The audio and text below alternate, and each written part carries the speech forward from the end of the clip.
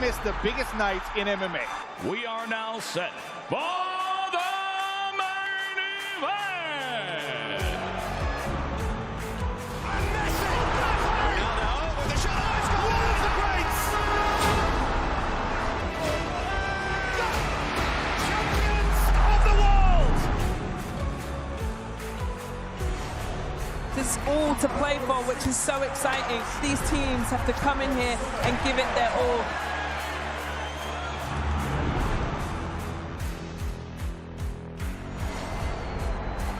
Have a real nice tempo. Go baseline, watch out. Oh, my! Oh, baby! All the way down the runway for a big-time throwdown.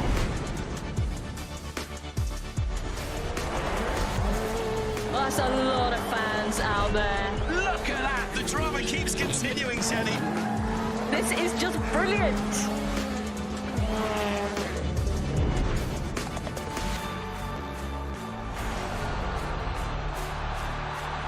He strikes. Starts as you mean to go on. But this is the danger of the top two guys, and that nuclear weapon that is. Whoa, hello, goodbye. Score! In the back of the net. And shoots, score! Of Serie A action. We'll bring you so much of it here on the Zone. Magnificent. That is tremendous. Catching up on any NFL game is easier than ever before. Going deep for it all. Deontay Smith. He has got it. Touchdown. Your Eagles are world champions again. The Zone is the home of boxing. Really spurs you on, gets you going. Let's make history. Pure power. There's no way back from this, surely.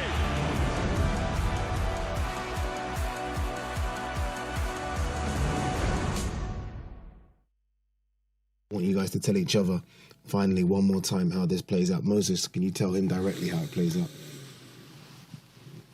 Round 8 knockout. Round 8. Round 8 knockout. You know, I think I'm gonna get the decision in a, you know, unanimous decision. If I get the knockout, I get it. But you know, a win is a win. It's boring, man. It's boring. Why is it boring? Why? It's unanimous decision. Like, boxing's opinionated, so it's just boring. Everybody wants to watch heavyweights to get a knockout. So yeah, it's just I ain't that easy to drop. So you know, I know it's a challenge. I know.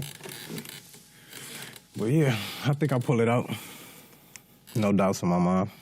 None? Very confident, man. Okay. Okay, all right. Handshake, gents. Good luck to both of you. When this fight was made, everyone said puncher, brawler. Do you expect to knock out Deontay Wilder? Do you think you can knock out Deontay Wilder? You can knock anybody out. But I've never been in a position to knock people out. I'm just in a position to just drown people. Do you expect to drown him? I'm gonna drown him. That's one thing I know. That's what you do? That's what I do. You know, because I know for a fact he will not train the way I train. I'm gonna drown him. I'm gonna hit him. Everywhere? Everywhere. You know I'm a certified scuba diver, right? Yeah, scuba diving and being fit is I can free dive as well. Can you? Yeah. Jesus. So I'm in for a long night. Now I have to knock him out. Now I have to knock him out. Now I didn't want to knock him out, but now I have to. I'm not one of them black guys that can't swim. Are you serious? Yeah, man. It's a beautiful world under there. Thomas Dietrich can really do himself a favor with a great shot here. It would take a good one. Boy, oh boy, that was struck nicely, and it is right at it. Oh, it's a wonderful shot. And he will have that for second on his own, as opposed to a tie with Thomas Peters.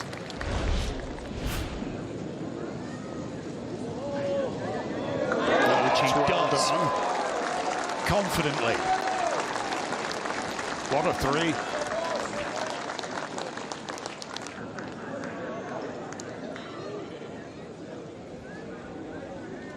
It was always a case of when.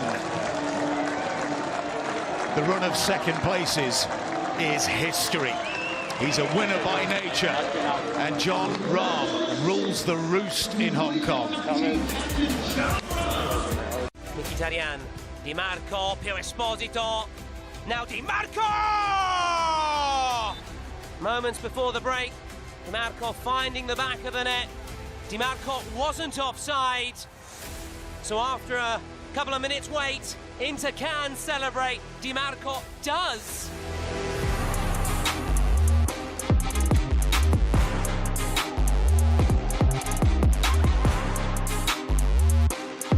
Marcus Thuram for Di Marco! He's done it again against Napoli. Last season's free kick at the Maradona. Tonight he scores at the Meazza. And it all came from a transition when Zielinski on Wednesday. Federico Di Marco has scored the opening goal here in an even more significant match against the league champions.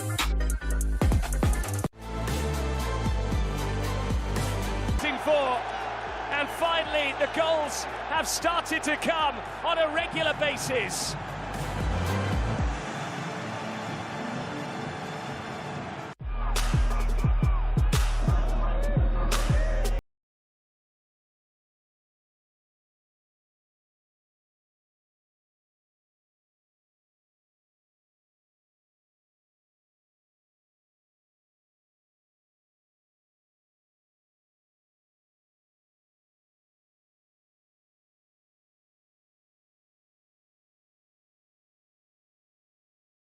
To tell each other finally one more time how this plays out. Moses, can you tell him directly how it plays out?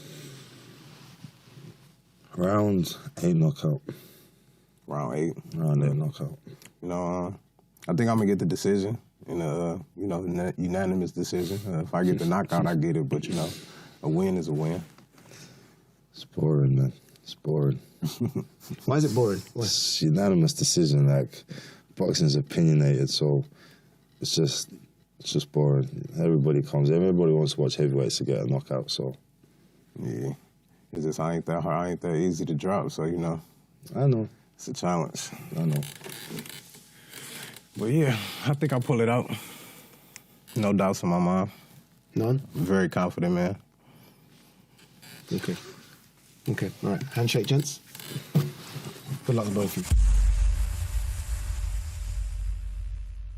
When this fight was made, everyone said puncher, brawler. Do you expect to knock out Deontay Wilder? Do you think you can knock out Deontay Wilder? You can knock anybody out. But I've never been in a poor position to knock people out. I'm just in a position to just drown people. Do you expect to drown him? I'm gonna drown him. That's one thing I know. That's what you do? That's what I do. You know, because I know for a fact he will not train the way I train. I'm going to drown him. I'm going to hit him. Everywhere? Everywhere. You know I'm a certified scuba diver, right? Yeah, scuba diving and being fit is I can free dive as well. Can you? Yeah. Jesus. We're all like this. So I'm in for a long night. Now I have to knock him out. Now I have to knock him out. Now I didn't want to knock him out, but now I have to. I'm not one of them black guys that can't swim. Are you serious? Yeah, man. It's a beautiful world under there. Thomas Dietrich can really do himself a favor with a great shot here. It would take a good one. Boy, oh boy, that was struck nicely, and it is right at it. Oh, it's a wonderful shot. And he will have that for second on his own, as opposed to a tie with Thomas Pieters.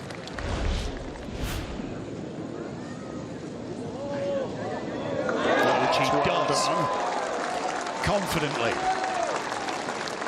What a three.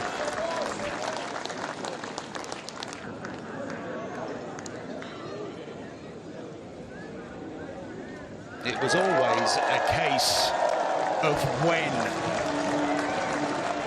The run of second places is history. He's a winner by nature, and John Rahm rules the roost in Hong Kong. Mkhitaryan, Di Marco, Pio Esposito, now Di Marco!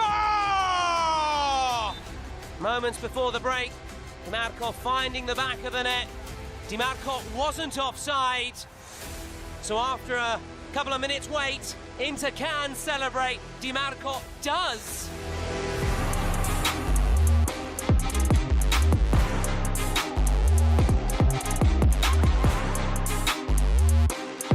Marcus Thuram for Dimarco! He's done it again against Napoli. Last season's free kick at the Maradona. Tonight he scores at the Meazza. And it all came from a transition when Zielinski on Wednesday, Federico Dimarco scored the opening goal here in an even more significant match against the league champions.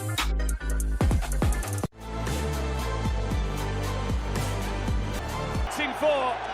And finally, the goals have started to come on a regular basis.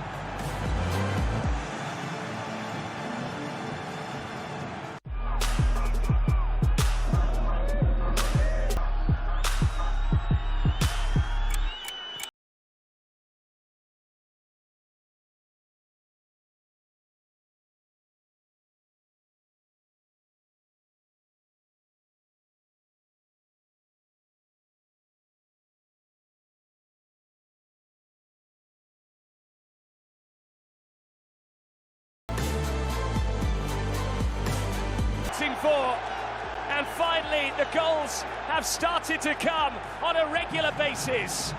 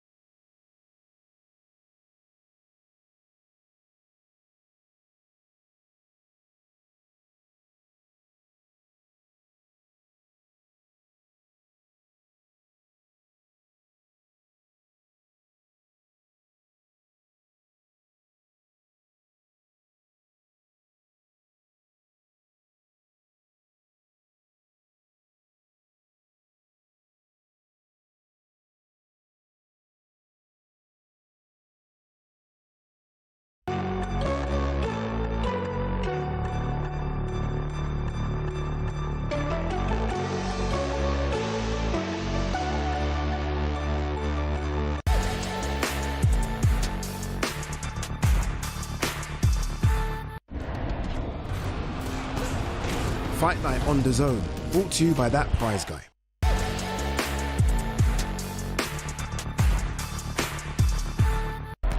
You've watched your favourite players on DAZN. Now you can chat to them on DAZN. A live chat experience with your idols in real time, whatever your language. Reserve a seat with a superstar today.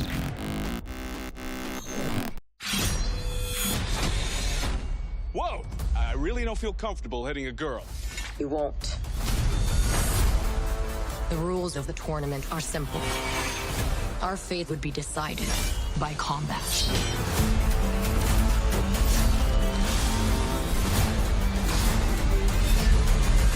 It's showtime. Get over here! Mortal Kombat 2 in cinemas May 8. Introducing McDonald's cards. Over £4 million in cash prizes and free food in every pack.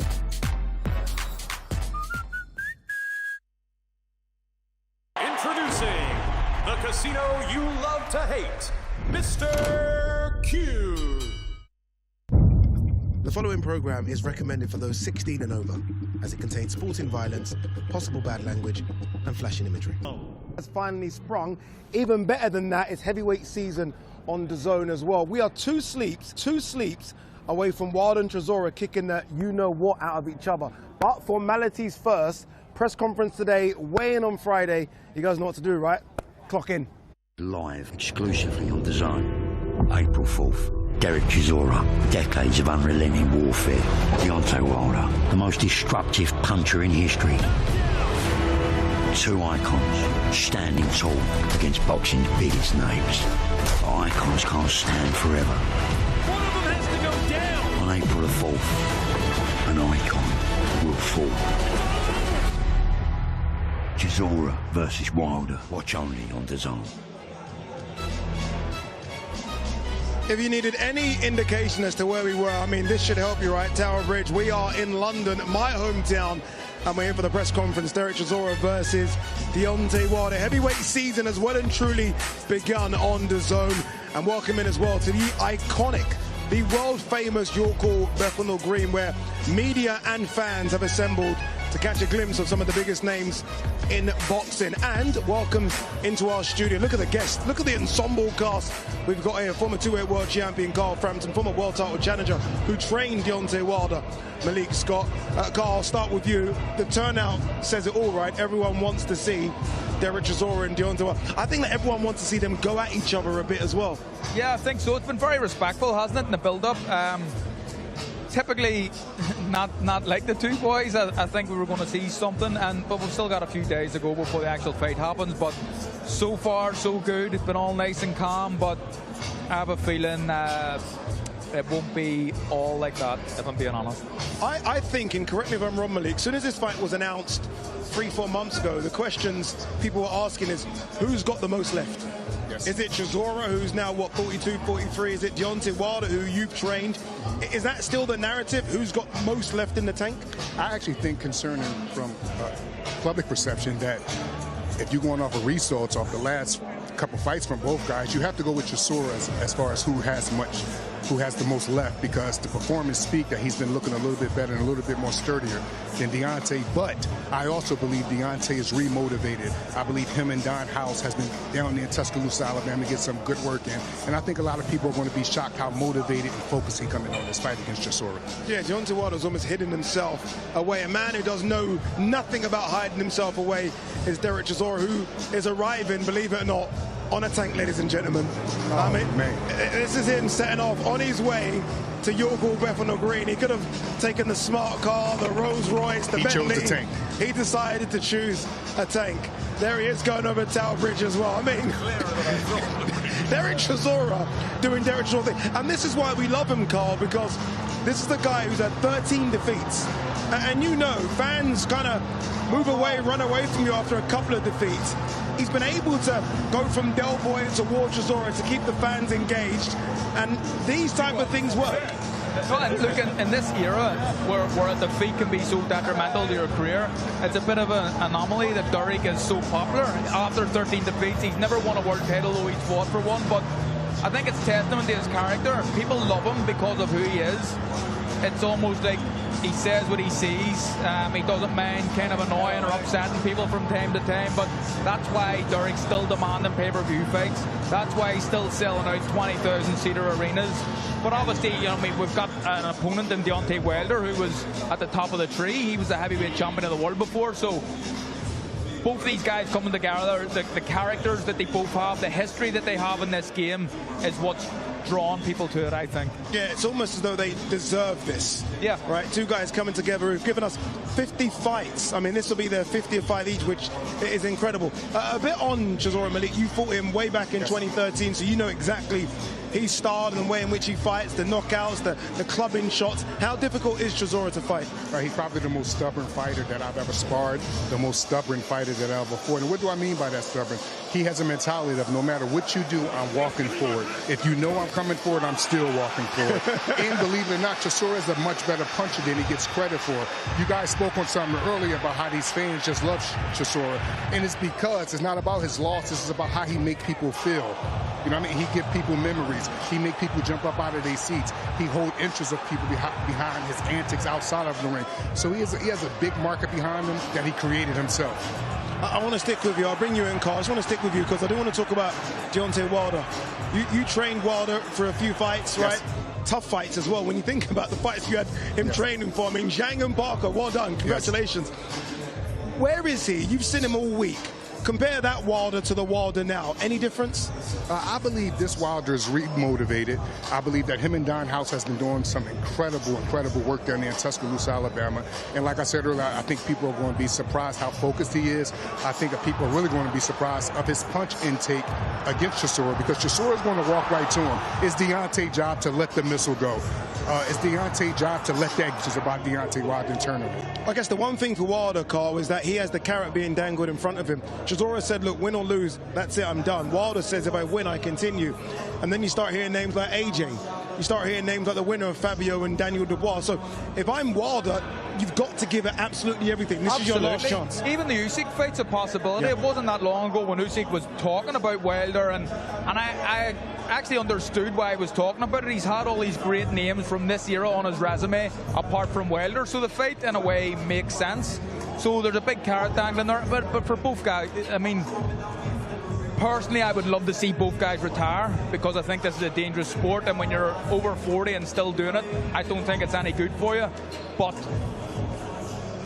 when they keep winning, they're always chasing, and they want to chase the paydays. But what a way to go out on a big win! If Derek wins, he's beating Deontay Wilder. If Deontay Wilder wins, he's beating the hero in Derek Chisora.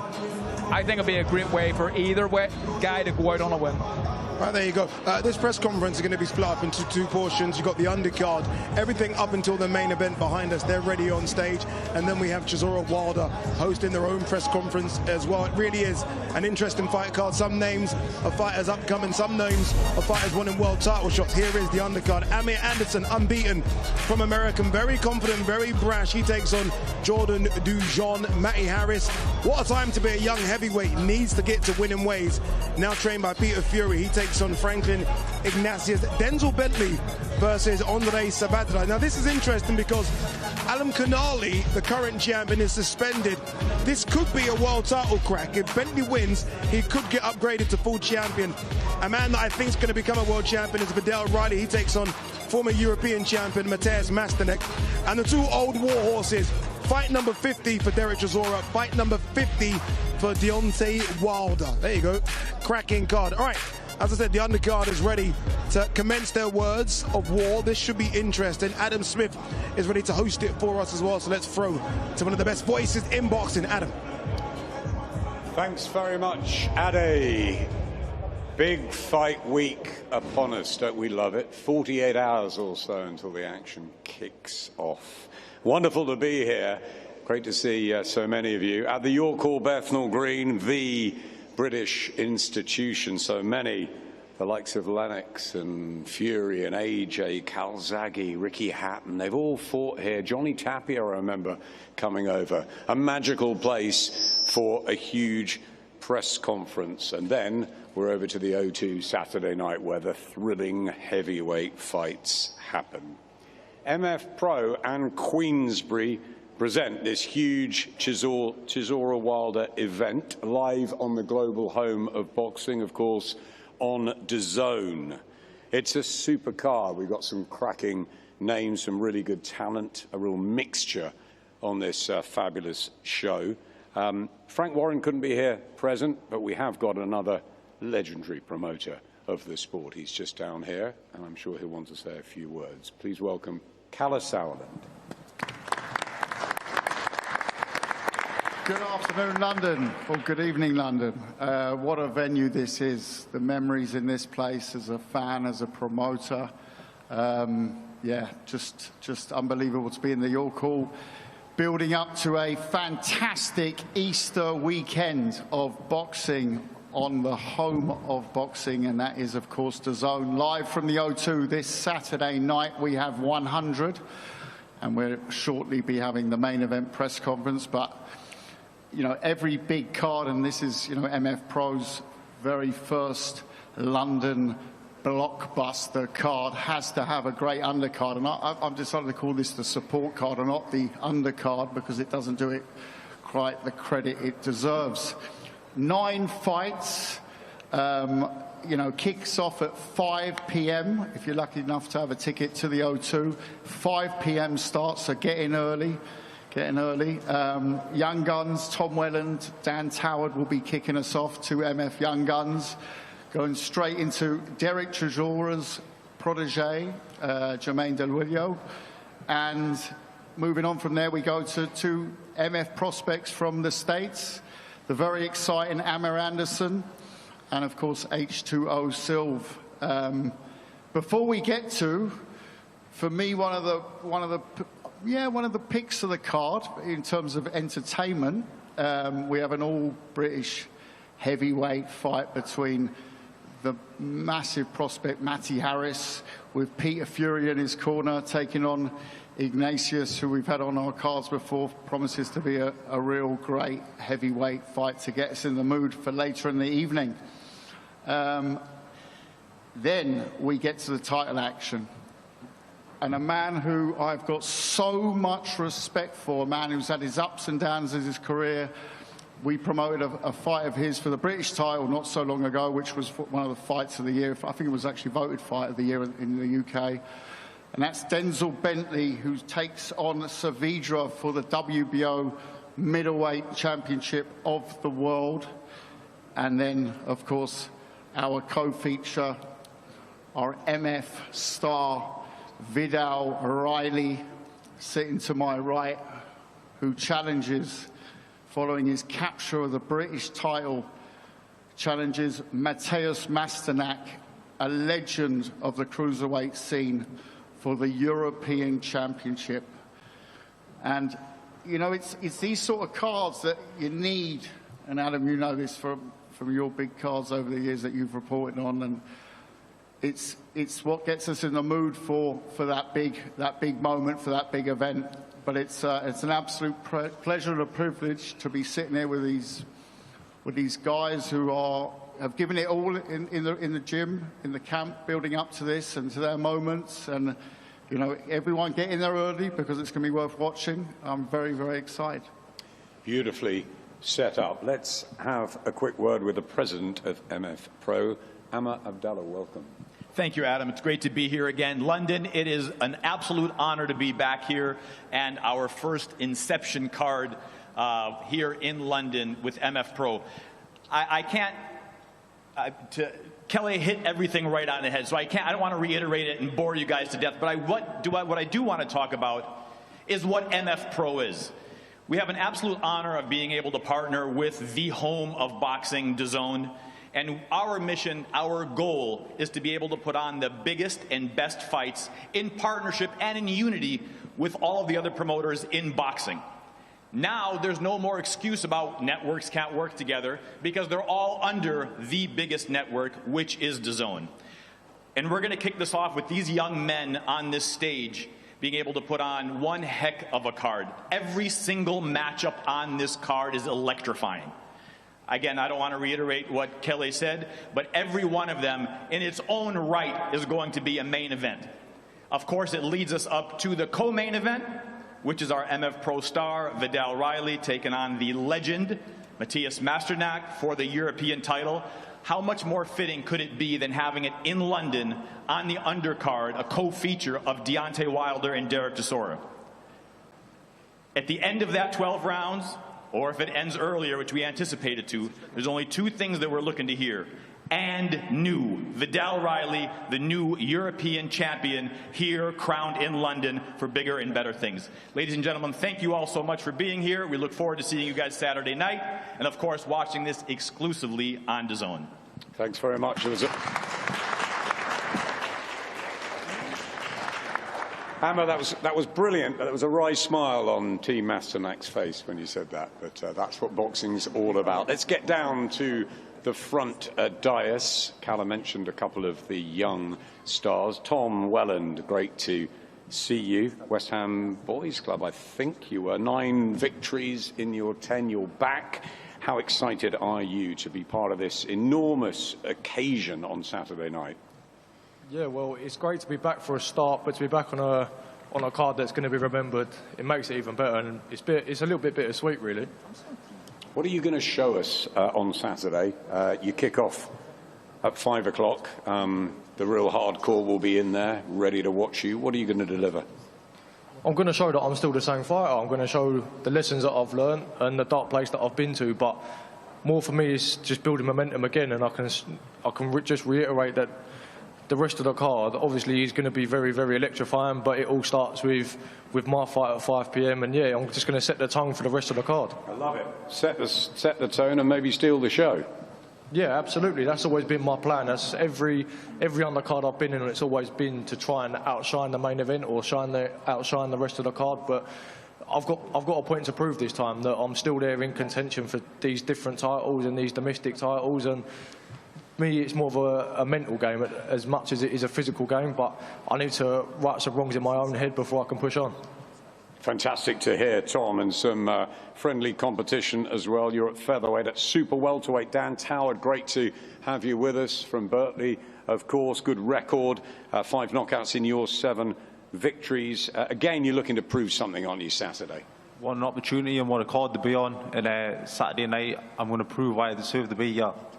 What is it about MF Pro and obviously what they're delivering and will do on DAZN going forwards that's got your...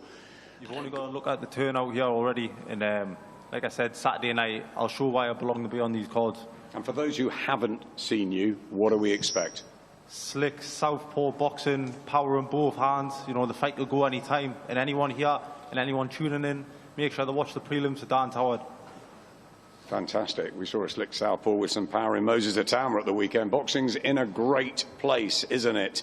Up here on the table, right to the end, I was sitting there earlier and he kicked me off absolutely right. Jermaine Dilwayo is unbeaten. He's also Derek's nephew, so it's great to have a family connection on the show. How nervous are you with your uncle sort of coming up later, and what sort of advice has he given you for these big moments?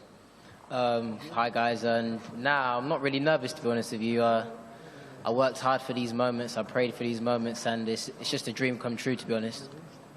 8-0, so far so good. Again, like Dan, what are you going to show the public on Saturday, because this is a much bigger stage? I'm just going to show everything I worked on in the gym, all the hard work, and just expect an exciting fight. And I've got to ask you, what happens when Uncle Derek gets in the ring? Expect a big victory from my uncle. KO, trust me. I love that. A big victory at the O2. Let's go to H2O down at the front. Ashton Silv, great to have you with us. I'll call you H2O. Is that right? Yeah, that's good. That's good? Yeah. What are we going to see on Saturday night? You're bang in the middle, right in front of the press photography. Just stare down the barrel and tell them what we're going to see. You are going to see me come to the show. I didn't come out here for no reason, and I just want to be back to where I was before the loss.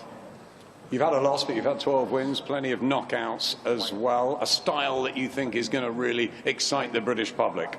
Yeah, I mean, definitely. That's why they call me H2O. It's just a different style inside the ring, and I just know everyone in the building is going to like the style that I bring. We can't wait to see you. Alongside you is Amir Anderson, undefeated in 6 with 6 knockouts in with Jordan Dujon. That's our first live fight on DAZN. Amir, welcome over from New York. We like the look of you, pretty hot, great prospect. What are we building towards here? First off, I want to say shout out to my Lord and Savior, Jesus Christ. Expect the show. You know, I mean, I come any way that I can. You know, I'm everything everybody wants to see. I'm versatile. I could switch southpaw. I could bang. I could box. So I'm a little bit of everything. So expect a big knockout. I love that versatility. So we're not quite sure what we're going to get, but we're going to get everything all in one. Yeah, you're gonna get all in one.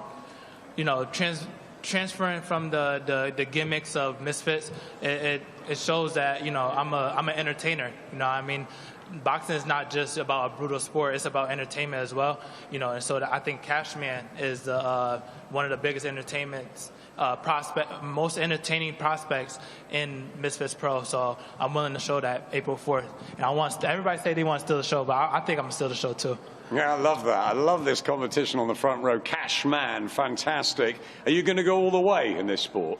Yeah, I'm eyeing. You know, no disrespect to Denzel and I don't know. I don't want to butcher his name, but you know, I'm eyeing that fight. You know, I think I'm a prospect that belongs as a contender, and you know, I believe I could beat these guys now. And I'm 22, I'm 6-0, but I believe that now is the time to show that I'm a contender.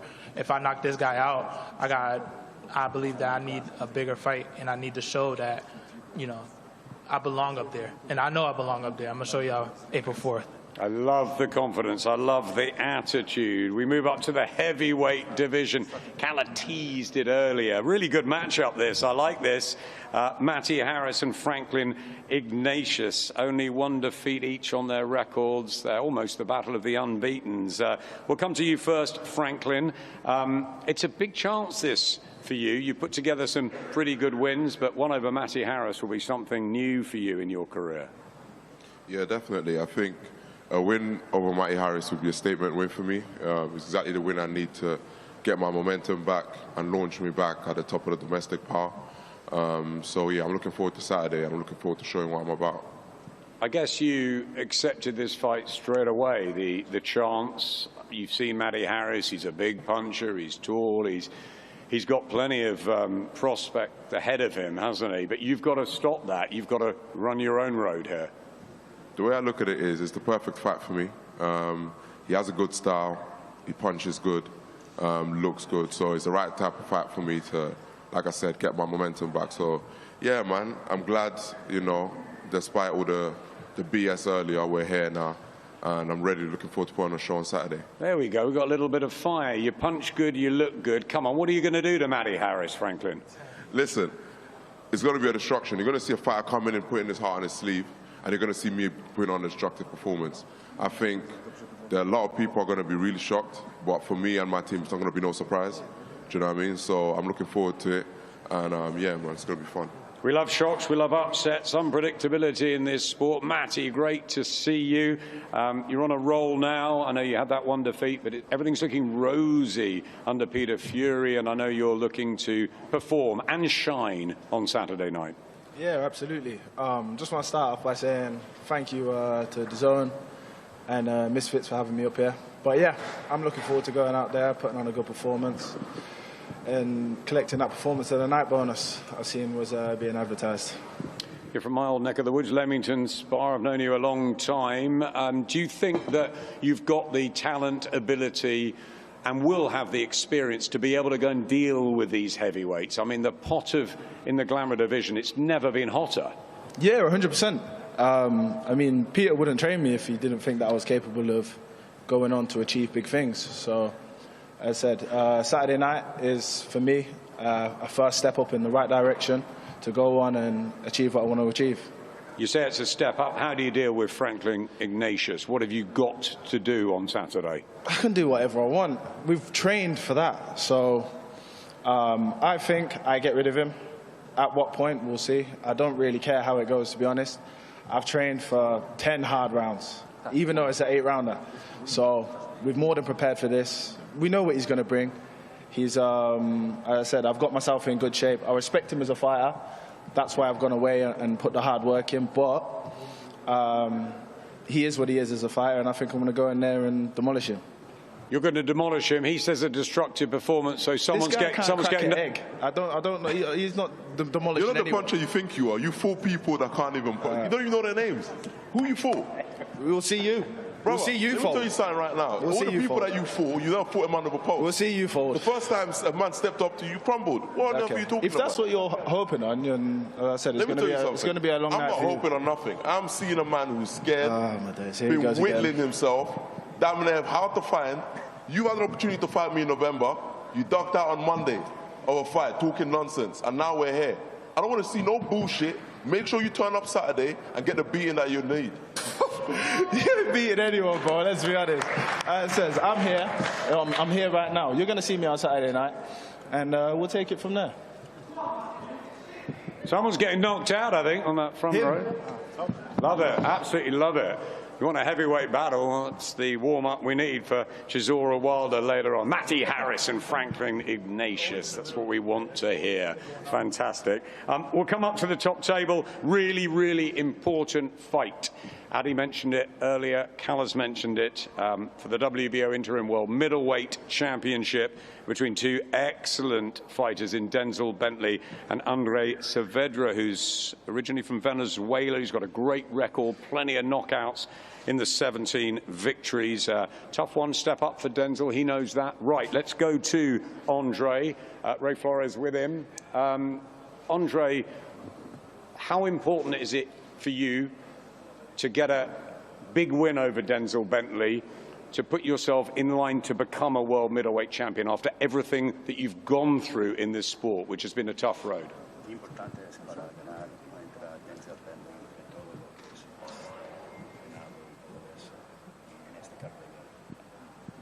Es un reto más para mí esta pelea con Bentley, una pelea que siempre he estado buscándola desde que me inicié como boxeador profesional.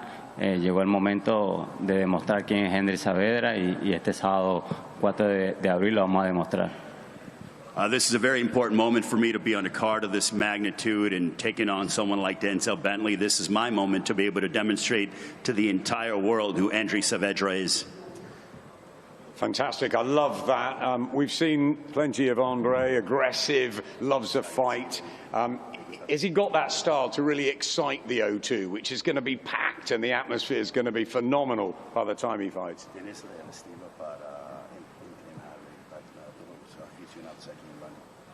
Sí, vengo a dar un espectáculo acá en London, que la gente se lleve una muy buena imagen de mí. Vengo con todas las ganas de ser el nuevo campeón en las 160 libras.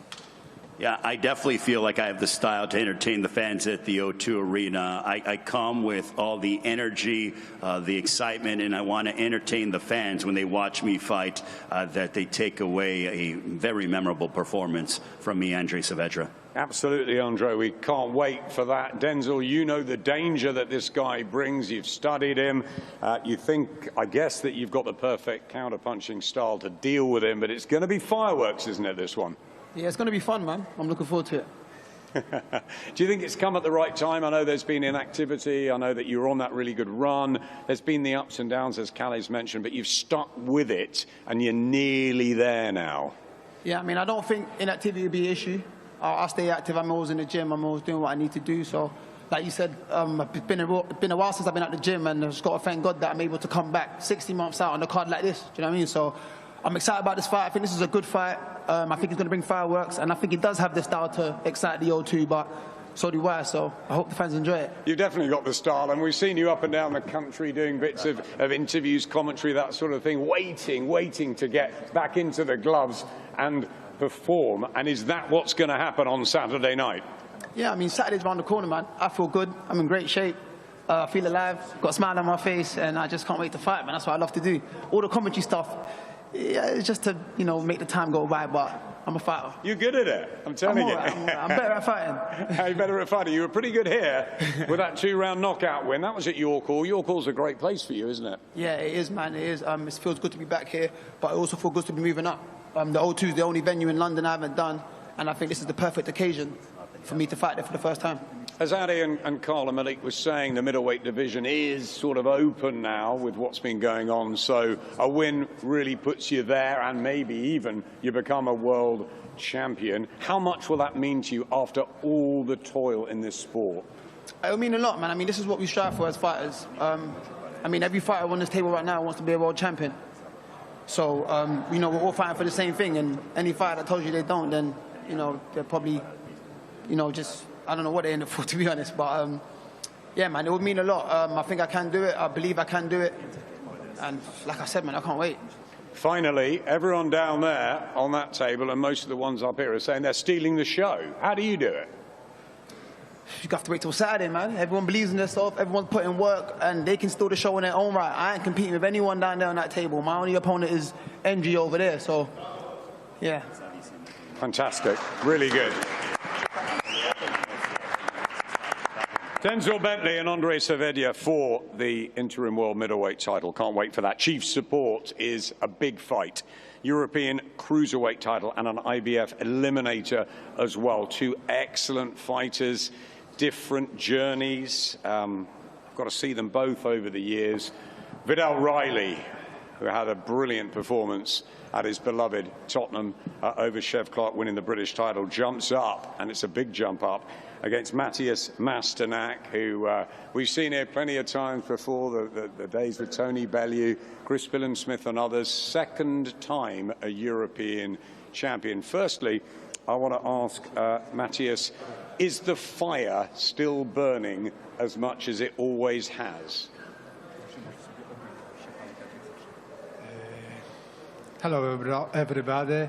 Yes, of course, Kalle said Masternak is cruiser legend. Yes, of course, but still have plans, dreams. I'm still heavy work, but I'm ready for this big show. Great. That's a great opening line. A cruiserweight legend, 50 victories in 56 fights, but still not yet to get your hands on a world title. I guess at 38, is that still the goal, that you believe you can become a world champion? Yes, this is my dream. Long time wait for this fight. My last championships fight, I'm lost, but I'm don't lost my skills, but my body broken, but much change in my preparation from this fight. I'm a little bit come back to my old style. So, let's do it. Yes, let's do it. Back to the old style. How highly do you rate the man over there, the undefeated Vidal Riley? How good do you think he is and can be? Problem is undisputed fighters.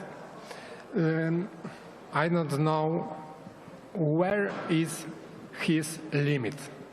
This is important, but these good fighters, quick, strong, but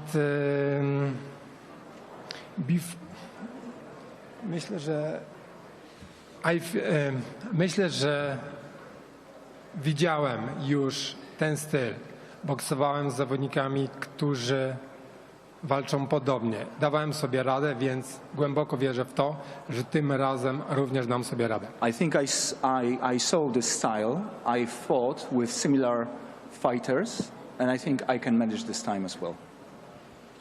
Okay, finally, before I go to Vidal, what happens on Saturday night? What entertainment are we going to see, and what will the result be?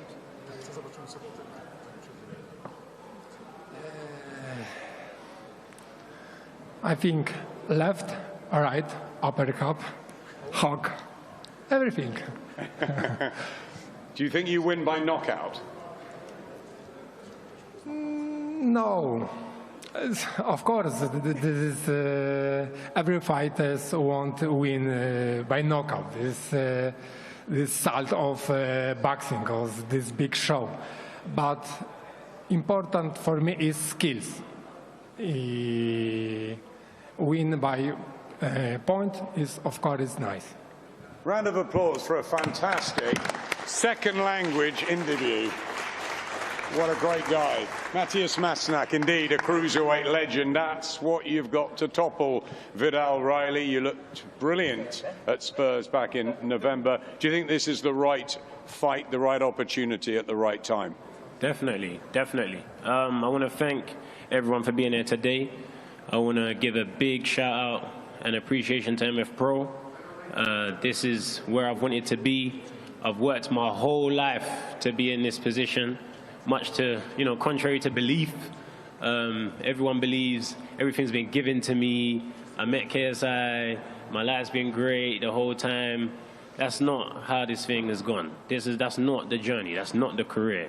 I started boxing at 3 years old in the living room with my father, avoiding the TV and the sofa, learning my footwork and defense. These things don't drop down from the sky. I've had to work to be where I am today. the national titles, the sparring with quality fighters, Dan Aziz in the ring, Lawrence Okoli, Dillian White, Richard Riakpo, you know, the wins over Billum Smith, Daniel Dubois, all these things, man. Like, started boxing round the corner from here in Repton Boxing Club, prestigious amateur boxing club, Newham, West Ham. This has been my whole life. And how I got to meet Amir Abdullah was later on in the journey, but it was through KSI. You know, when I went to Vegas and turned professional, I couldn't afford the flight there. You know, people ask about me and JJ's relationship, me and KSI's relationship. He paid for the flight, he paid for the hotel. And then Leon said, take your kit, maybe you can do something out there. So I'm only in these positions because I've worked hard, I'm blessed to meet the right individuals, but nothing's been given to me. I've had to work my whole life for this. And I think there's always a misunderstanding about how I got here and I'm like some industry plant or something. But I've actually had to grind. And the evidence is there. I'm 13-0. People talk about inactivity. You ain't got that many fights. Why am I sitting here on the top table in a world title eliminator for the European title with only 13 fights? You have to ask yourself that. And it's because I'm ready to do what I need to do. And I'm ready to prove not only can I be European champion, but I am world level. That's a rallying call.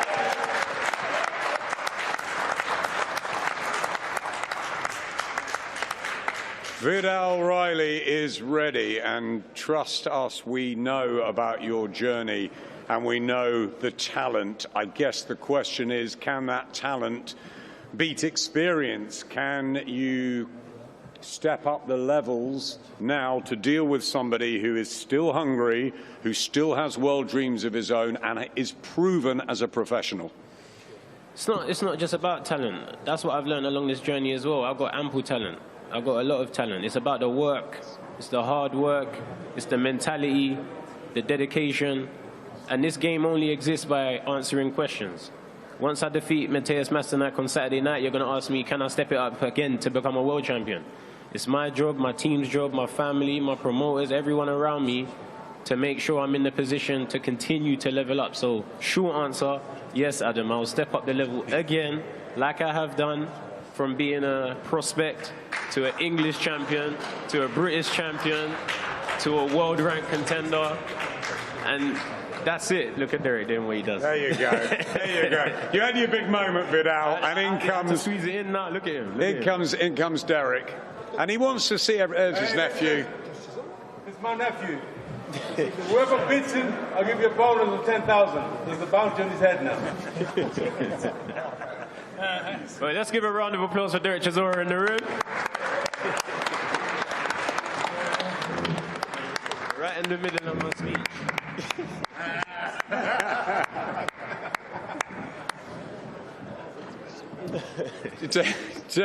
Derek will be back. He had to do that, didn't he? Vidal was doing so well. I was loving his speech.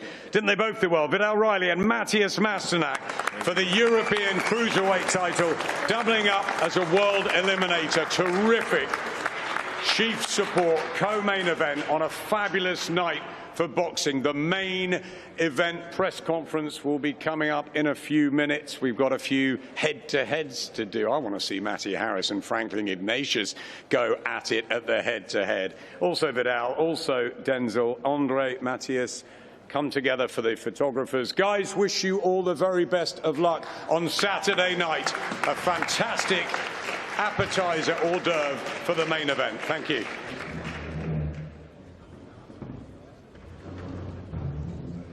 There you go. So presser number 1 done. A little teaser for presser number 2. Derek Chisora there walking in, shaking everyone's hands, including his nephew. It got a little spicy between Matty Harris and Franklin Ignatius. I don't know. I'm just obviously cat's got my tongue today. That's going to be an interesting heavyweight bout. Both of these guys have lost just the once. Both of them have been stopped in that defeat, and they've kind of been building slowly since it. Confidence-wise, where are they going to be? They know they're going in there, and this is the first acid test for both of them since those defeats, Malik. Where are they going to be? Well, I believe Mary Harris, he went and got, or if not, he already had Peter Fury as his trainer, correct? Yeah, went and got him. He went and got him. So that goes to show the mission that he's on to become more of a complete fighter and to make sure all his T's are crossed and his I's are dotted, meaning that whatever happened to him in defeat, hopefully it won't happen to him on Saturday night. So that shows a lot about the young man's character. He's willing to go get the proper help to make sure that he get the best out of himself. So we're going to see what he do on Saturday night. It's a good division domestically as well. I mean, you look below sort of British level, there's some really good English level fighters. Johnny Fisher sort of springs to mind as good English level fighters.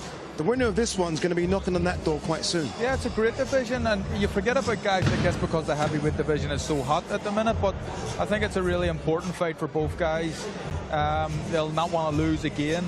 There's been a lot said about Matty Harris and about how good he was, but the time that I saw him when he lost that fight, he looked like he gassed after about 2 or 3 rounds. So obviously you have all the skill in the world, but if you're not training and doing the right things, then you're not going to go very far. But in saying that, Peter Fury won't allow that to happen, and he's the right trainer for him, I think.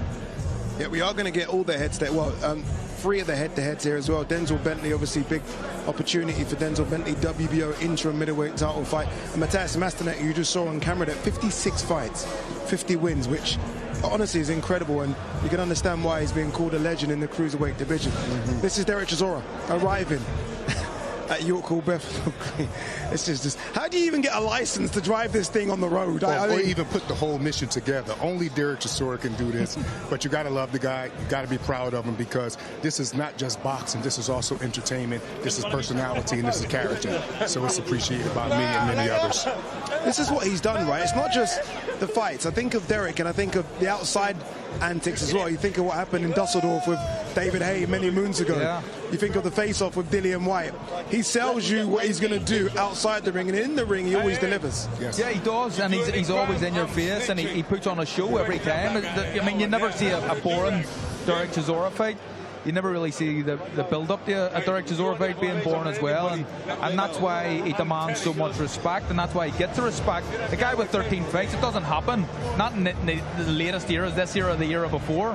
When you have 13 defeats on your record, you're on the scrap heap, you're done, but not Derek, and he's still demanding big numbers. Malik, I guess this is why it's so difficult for him to stop. Because of things like this, the adulation. You see him there talking to the local police. He loves all of this. And for him to kind of say, okay, no more of this, is going to be hard. I believe Derek, even though he never won a world title, he loves being the people champ. He enjoys the people. Like I said earlier, he loved making the people feel good. Yeah, he got 13 losses, but those 13 losses never discouraged him. And like I believe I heard him say in past interviews, I'm going to go again, again, and again. So you got to give him credit for that. Nothing discourages, man. And on Saturday night, he's going to come right to Deontay Wilder to see what he has. Do we all believe, and let's ask the questions, put it out there, do we all believe if he wins, that's it? Do you believe if Chisora wins, he doesn't fight again? I want to believe it, but I'm not quite sure. I hope so. It'd be a great win to go out on, wouldn't it, for either man? If you're Derek or Deontay. So I would like to see both guys. No, you would like to see it, but do you believe it? Right. Not sure. Absolutely. What do you think, Malik? I mean, he's ranked number 2 in the IBF. I mean, Alexander Usyk, who's been undisputed twice, could say, okay, you know what, let's vacate. Yeah. If Chisora gets the knock on the door to say, you're fighting for a world title next, do you want it? What does he do? Chisora is going to accept the fight, and if he don't, I would be very, very surprised. And we all know Deontay has no plans on retiring. He's saying he wants to continue his dream to become undisputed. So neither one of these guys, in my opinion, the sales pitch is kind of retirement word a little bit, but I don't think neither one of them is going to after this fight. All right, let's talk about some of the undercard fighters we just saw. Vidal Riley, who, again, just 13 fights, fighting a man that has 56 fights. Which is incredible, nearly 4 times the amount of fights. Is it going to be a case of experience wins out? As we saw in the card in Manchester on Saturday gone, a lot of experienced fighters got the job, or is it the youthful exuberance and skill set of Vidal Riley? Well, look, whoever made this fight will be hoping that they've got it right, and Masternak is kind of just on the wrong side of his good years, and Vidal Riley's a good fighter. I'm not saying here that Vidal Riley is getting an old over the hill Masternak. Certainly it's someone that's slightly past his best, but it's a big win if he can pull it off.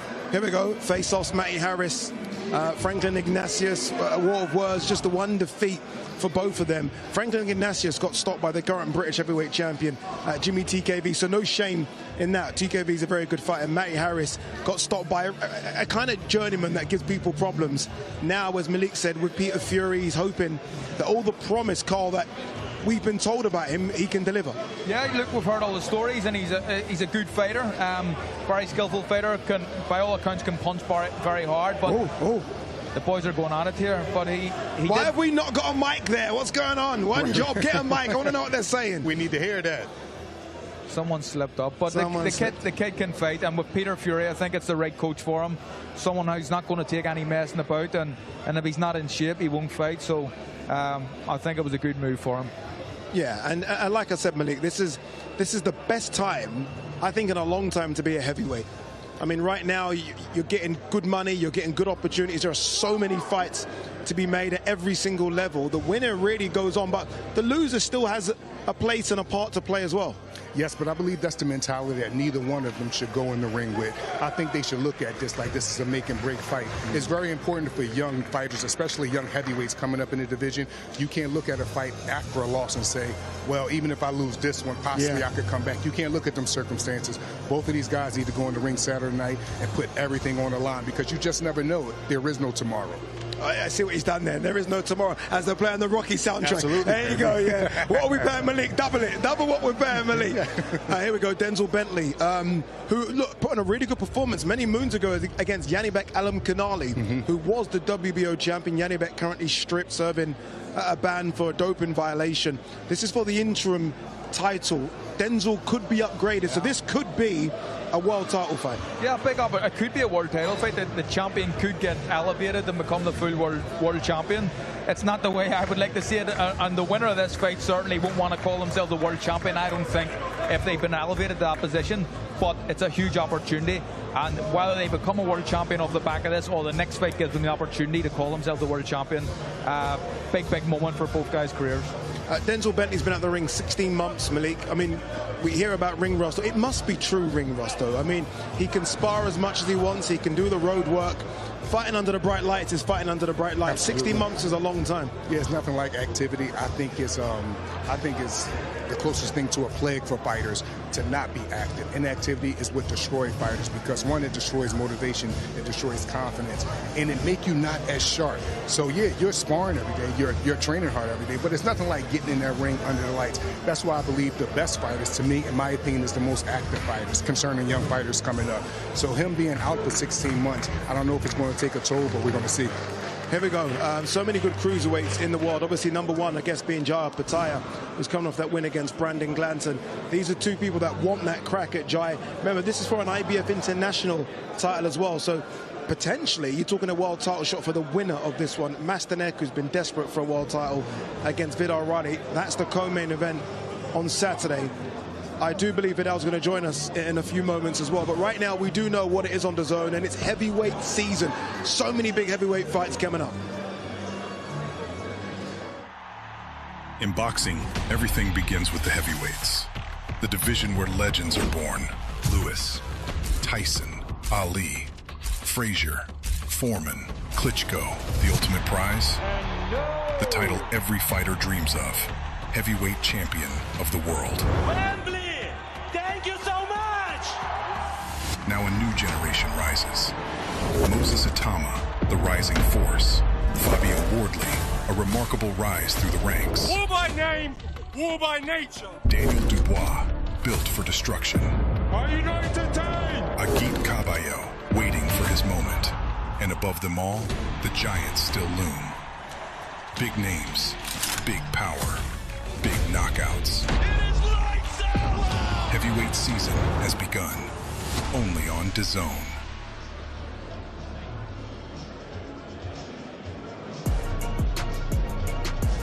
Not bad, is it? Heavyweight season on DAZN. Chisora Wilder this Saturday, O2 Arena. Then we take the Eurostar to France for this one. Lawrence Okoli versus Tony Yoka. Great fight, that one. But this has to be the fight of all fights. Daniel Dubois versus Fabio Wardley. Fabio Wardley, the current WBO heavyweight champion. Daniel Dubois, former IBF champion.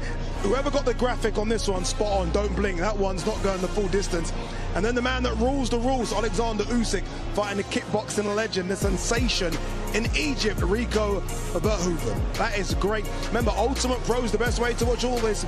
Go to DAZN.com, get Ultimate. It really is the best way, value for money, to watch all of that boxing.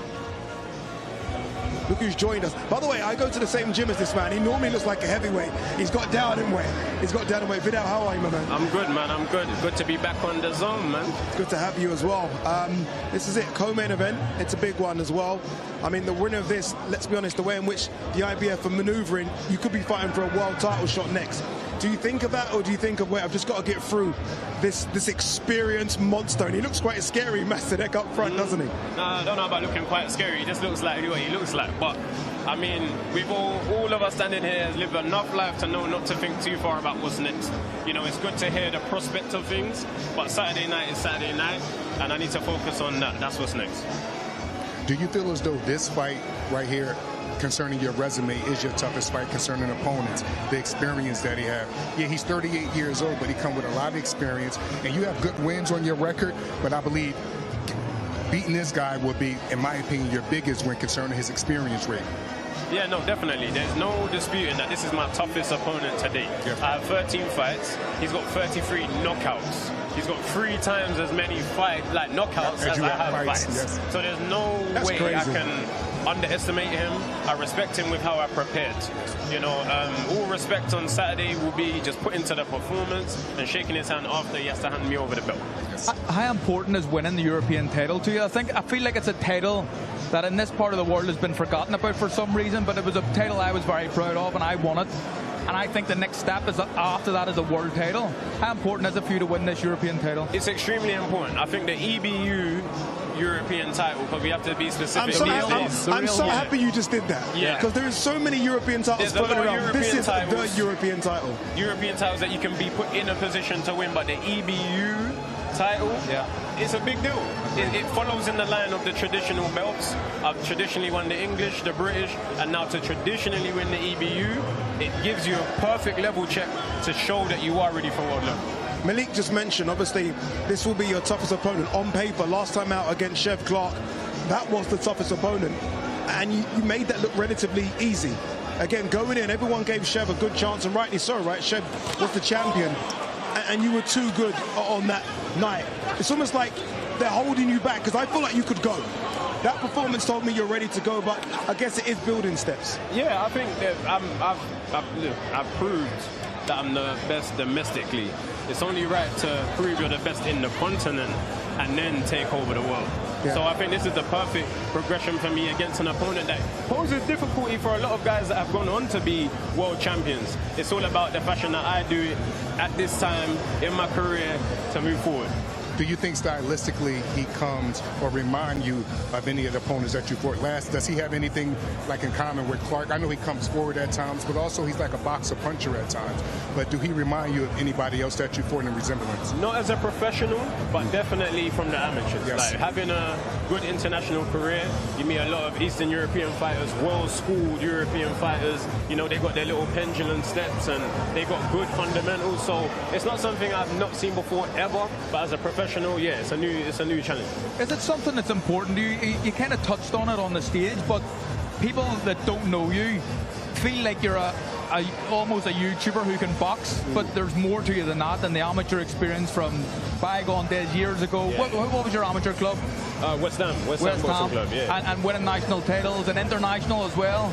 Is it important for you to remind people that I'm actually a real fighter and I can do this? 100%. Like, I can't put years into one sport, from going to the gym first at 6 years old to standing here with you today and let everyone think that it's based off meeting YouTubers. Like, it's just, I wouldn't be able to perform on this level if it was purely based off social media following. You need to be able to fight at the end of the day, and that's the only reason I know how to, is because I put my life into it. Absolutely. It's funny, yeah, because obviously like, I listen to Malik quite a lot, who's clearly a student of the game, and so are you as well. I hope you don't mind me saying this, but this guy, I saw him in the sauna and he had a video of Masterneck outside the sauna. And I was like, who are you watching on the video?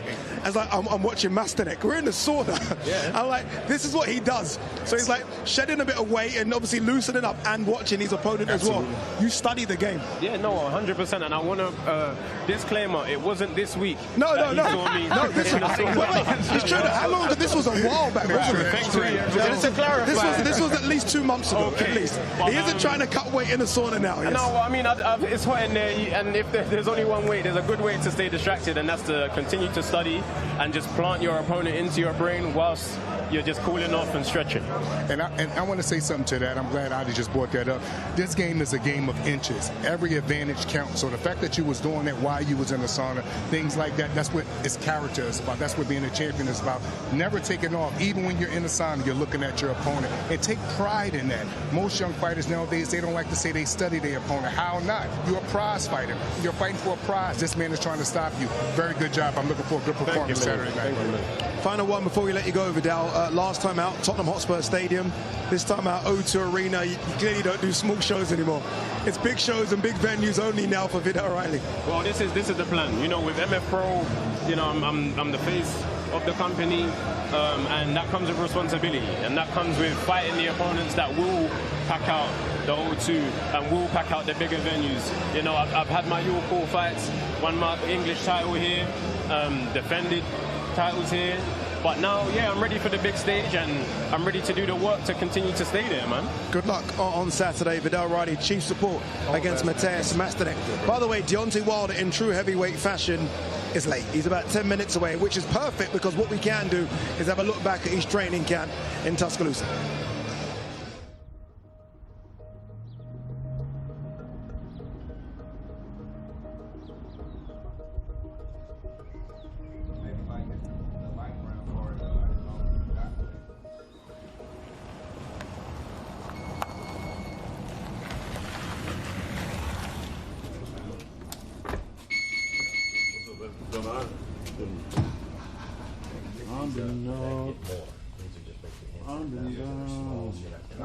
We're in Northport, Alabama, and this gym is it's my second home now. You know, this is the second gym that we started.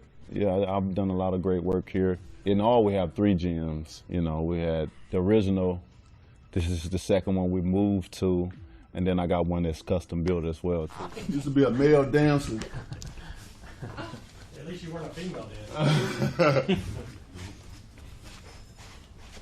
This training camp, mentally, it demanded me to stay 100% focused. I've been 100% focused and locked in, and it's been a great feeling. You know, no distractions, preparing for one night, one fight.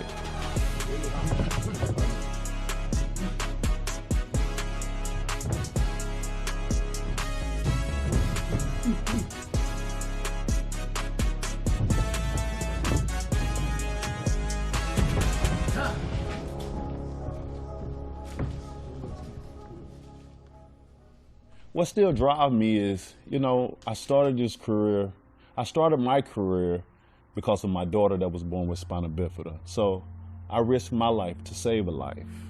And I've done it very well, you know. Then added 6 more kids, make 7 kids in all. Not only taking care of my family, but taking care of other families. I was very selfless.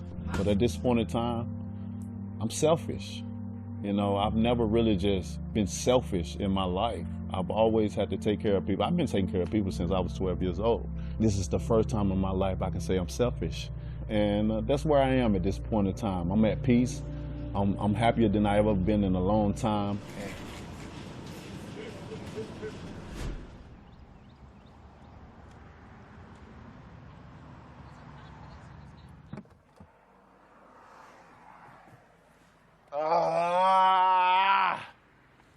Sweet home, Alabama. In this area, back in the day, blacks was prohibited to come around in this area. Only time they was here is to clean houses and stuff like that. This is the Black Warrior River, and they got a Black Warrior right here in front of the Black Warrior River. I just see progression, I see change, I see, you know, how far, you know, a culture have come, and it just a motivation every time I see it. I think you're going to see the best version of Deontay because he knows what's on line. He knows what he's in against. Very, very, very tough, determined Derek Chisora. And so Deontay knows that to do what he has to do to win spectacularly, he has to be ready. And so you're going to see the Deontay Wilder that you will remember forever. The version you're going to see is not the man you see now with these smiles and polite. You know, I've stated it before, you know, we were friends, but on fight night, even the fight week, it won't be the same. It can't be the same. You know, we are two warriors, and when warriors are ready to go to war. There you go, a little snippet of what it's like to be, I guess, in the mind of Deontay Wilder as he prepares for what will be, I guess, the toughest fight of his career. The next one's always the toughest one, and this one means so much to him as well. Malik, again, you can provide just an incredible insight. Yes. What is he like in camp? You get some fighters that are happy, some fighters that are angry in camp, right? Because camps are always difficult. What's Deontay like? Well, he's like a happy medium. He's happy. He come in the gym with love. But the minute that Deontay put the gloves on and it's time to spar, I've never seen no fighter do with 18, 20-ounce gloves on what I've seen Deontay Wilder do to sparring guys in the ring. I'm talking about concussive, knocking people out cold, making people snore, all of that. Because once he get in the ring, everything is serious. Even the floor work, he take his floor work serious, something that I've learned from him and JD's. They monitor very well the shadow box. They try their best to monitor the habits and stop him from being a creature of habits. So all these things he focused on. But what's really underrated about him to me is his dedication to actually training camp when he's in it. When he's in it, he'll do whatever it is you ask him. When he's in it, he'll get the right recovery. Like, you know what I mean? That's just who he is. So training camp, a lot of time with Deontay, when I was experiencing it, be very violent, but also a lot of good times as well that would go on in camp. Another thing I think that's really underrated of Deontay, and people talk about his power and his right hand, but I think his jab is actually a lot better than people give him credit for. Would you agree with that? Yes, absolutely. I also would say, too, at times he's got away from his jab. There was a time that people used to praise Deontay about his jab, but I believe all punches, the more and more they knock people out, believe it or not, the more sometimes they forget how they got the knockout. Yeah. And a lot of his early knockouts came from behind his Tommy Hearns-like jab early on. He got away from it and just started gunning for the right hand, gunning for the right hand. But when he's locked in behind the system, keeping his knees bent and his chin down and shooting that jab, it's very few heavyweights that can deal with him. And I'm looking forward to him being remotivated and doing the right thing on Saturday night against Chisora. When you say remotivated, don't want to put words in your mouth, please. Does that mean he was demotivated for the Zhang and Parker fights, or outside issues? Like, yes. What was the problem? Yeah, well, he's very transparent about that. During those training camps, that he was going through so much life issues, but he was trying his best to push through it. He even shared with you guys experience with both of those training camps where he would be shedding tears because he would be going through so many other life issues. And at a fighter at a high level, those things can affect you. They just can. And as you've seen in the performances, they perfected it. They affected him. Like, you know what I mean? He wasn't as focused. He disengaged a bit too much, and he didn't really stick to the proper game plans to defeat those fighters. And those are dangerous guys. Big Zhang, Joseph Parker, and he fought them when they was at their best. Joseph Parker was at his best during that time. Zhang was at his best during that time, and he got beat by both of them. But that came from not being as focused. That came from having outside things outside the gym in life that we all go through. He was dealing with them, trying to juggle 3 or 4 balls at once concerning problems. And this time, he's back with Don House. Don House always was around, even when I was a head coach. But now they got a lot of one-on-one time together, and I believe their hard work can possibly pay off, depending on how Deontay listened to Don House in the corner. Carl, do you think it's a great point you make about who he lost to in Zhang and Parker at the time, Carl? I think were 2 top 5, top 7 heavyweights. You know, very dangerous. Zhang, 300 pounds. Parker on a run. Do you think we maybe look too much into the defeats rather than looking at who he lost to? Yeah, a little bit of that, and yeah, into the fact that the things that Malik was saying there. And look, see, for me, I was a fighter that, in a camp, for me anyway, everything had to be perfect. If I'm having distractions and things going on that I can't control outside of my camp, they're always in the back of my head somewhere. I wasn't someone who could just completely focus on camp. So I needed my life to be perfect going into a fight. And I feel like that's a sense similar to what's happening to Deontay. I mean, it sounds like from the things that he was telling us, and he was very transparent, there was a lot of chaos around that time. So preparing for someone like Zhang or Joseph Parker, when mentally you're probably not all there, ideally it's not the place you want to be. Are you surprised that he did continue after Zhili Zhang? There were question marks about will we see Deontay again? They were trying to, you know, build up and sell us the AJ fight, and then he got stopped. Were you surprised that he did continue? I wasn't surprised because Deontay just has the heart of a lion. Like he's a warrior by heart. He follows the warrior code, and I believe he is just as stubborn in his way in a fight the same way Chisora is. I believe he don't know how to turn away. I believe he refused to go out after the Zhang fight off a knockout like that. I believe if he would have had a better chance at probably thinking about retirement if the fight was close, but he lost on distance. But the fact that he knew he got knocked out, he didn't want to go out like that. That was a big thing around his name, and he wanted to fix it. And so far, you got to give him credit. He's been addressing all his life issues publicly. He's got back in the gym very heavy with Don House, and he has a big fight here with Derek Chisora. So we want to see if all those things get him back to being what he once was. Let's play a bit of a game here. Let's just say Wilder does win. Let's say Wilder, and if he does win, let's be honest, it's going to come via stoppage. Points, maybe not, but stoppage. If he wins and you are his manager, promoter, who are you putting him with in next? Well, it depends what you want. If you want the most money, I mean, and the guy that's mentioned Wilder's name actually is Usyk. Now, people will scoff at that and say, you know, he shouldn't be close to Usyk, but in some ways you would agree. But Usyk's reason for fighting Wilder is because he's fought all the rest of the top guys of this generation, apart from Wilder. So, I mean, if you're the guy, if you're looking after Wilder and you beat Derek Chisora, I would say Usyk, #1, but AJ's another fight because that's a fight that's been talked about for so long as well that hasn't materialized. So one of them two I'd be happy with. I'm a boxing head, as you all know. In saying that, I am very interested. I love watching knockout artists face each other.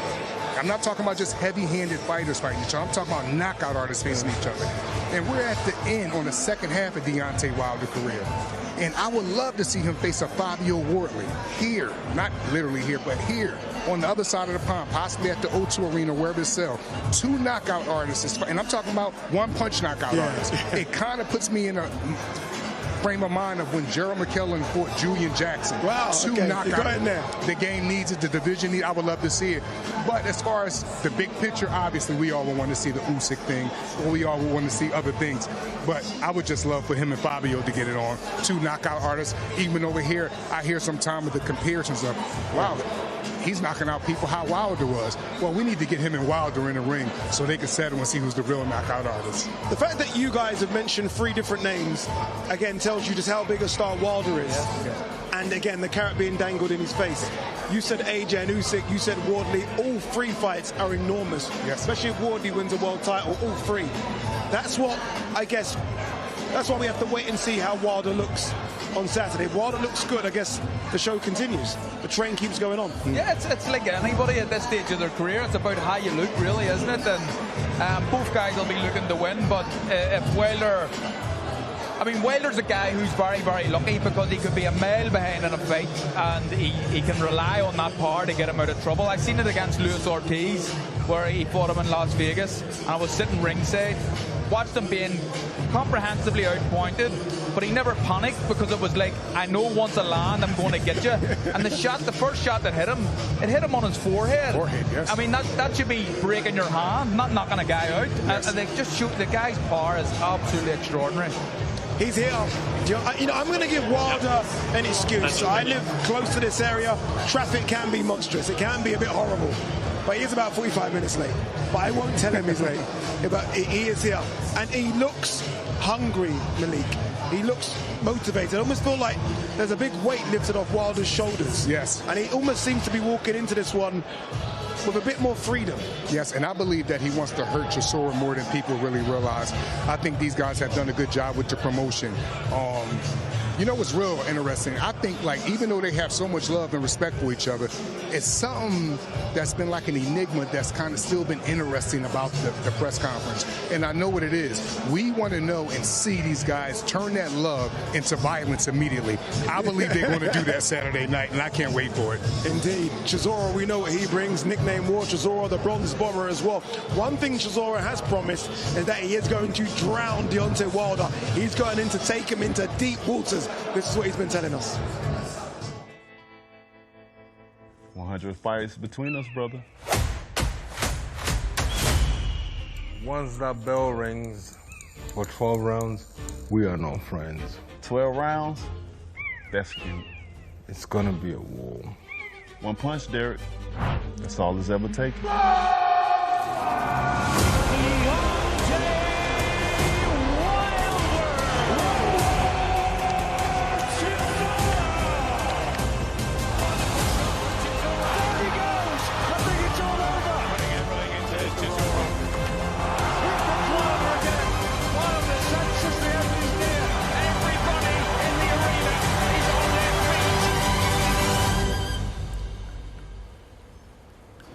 Okay, there you go. Derek Chisora, Deontay Wilder, a bit of fish, and you understand the storyline there. What is Derek Chisora's best win? Oh, his best win? Best win. Now you put me on the spot now. Sorry, can I name a few? Go on. Sorry, Malik Scott. Sorry, yeah. Malik Scott. That's a good win. Joe Joyce. Carlos Takam, Otto Bollin. I think he beat Hellenius, but obviously it doesn't count much to beat Hellenius. Well. Yeah. I mean, even a fight that he didn't win, but he gave maybe the hardest fight of his career was Alexander Usyk. People seem to forget about that. But a good win for him. I'd say Big Malik Scott probably his best win. Here we go. But he's not the same. Yes. And I want to go with, I believe his fights with Pulev are very underrated. Yeah. I think Derek had to really dig down, especially the fight that was, the second fight I believe was here, correct? Yep. And I believe that fight Derek dug down and he showed Derek defense come across as if he don't have defense because he's War Chisora, he comes forward, but believe it or not, there's an art to his madness when he's coming forward. A lot of times he gets undershot. A lot of times he picks shots off with his arms very well. I would go with the Pulev fight. He's almost got that cross-arm defense that Joe Frazier used to use. Joe Frazier. And it's not easy, right? Because Chisora's a lot bigger than Joe Frazier. In order to kind of bounce up and down a lot, shows his fitness as well. Absolutely. And he always say, most fighters train for boxing. I train strictly for condition. And the reason that he say that is because he don't have an identity crisis. He know who he is. He know he don't have slick movements. He know he's not a pure boxer. But what he do know is he has an engine that could possibly drown any man in the world. And that's what he's looking forward to trying to do to Deontay. I think it's the heart as well, because if you look at Derek in high fights, he's non-stop from the first moment to the point where after 2 rounds, you're looking at Derek thinking he's going to blow a gasket, he's going to tire out. But he continues to fight like that for 12 rounds. Unbelievable heart, unbelievable engine, and just a will and determination to get over the line all the time. The reason I asked that question about the best win, would this be his best win? Oh, absolutely. That would be for me. Yeah, I would say would yes. this be number one on that It list? has everything to do with the timing. It has everything to do with the promotion. And believe it or not, it has everything to do with, it's almost like the game is giving him something back that he put in.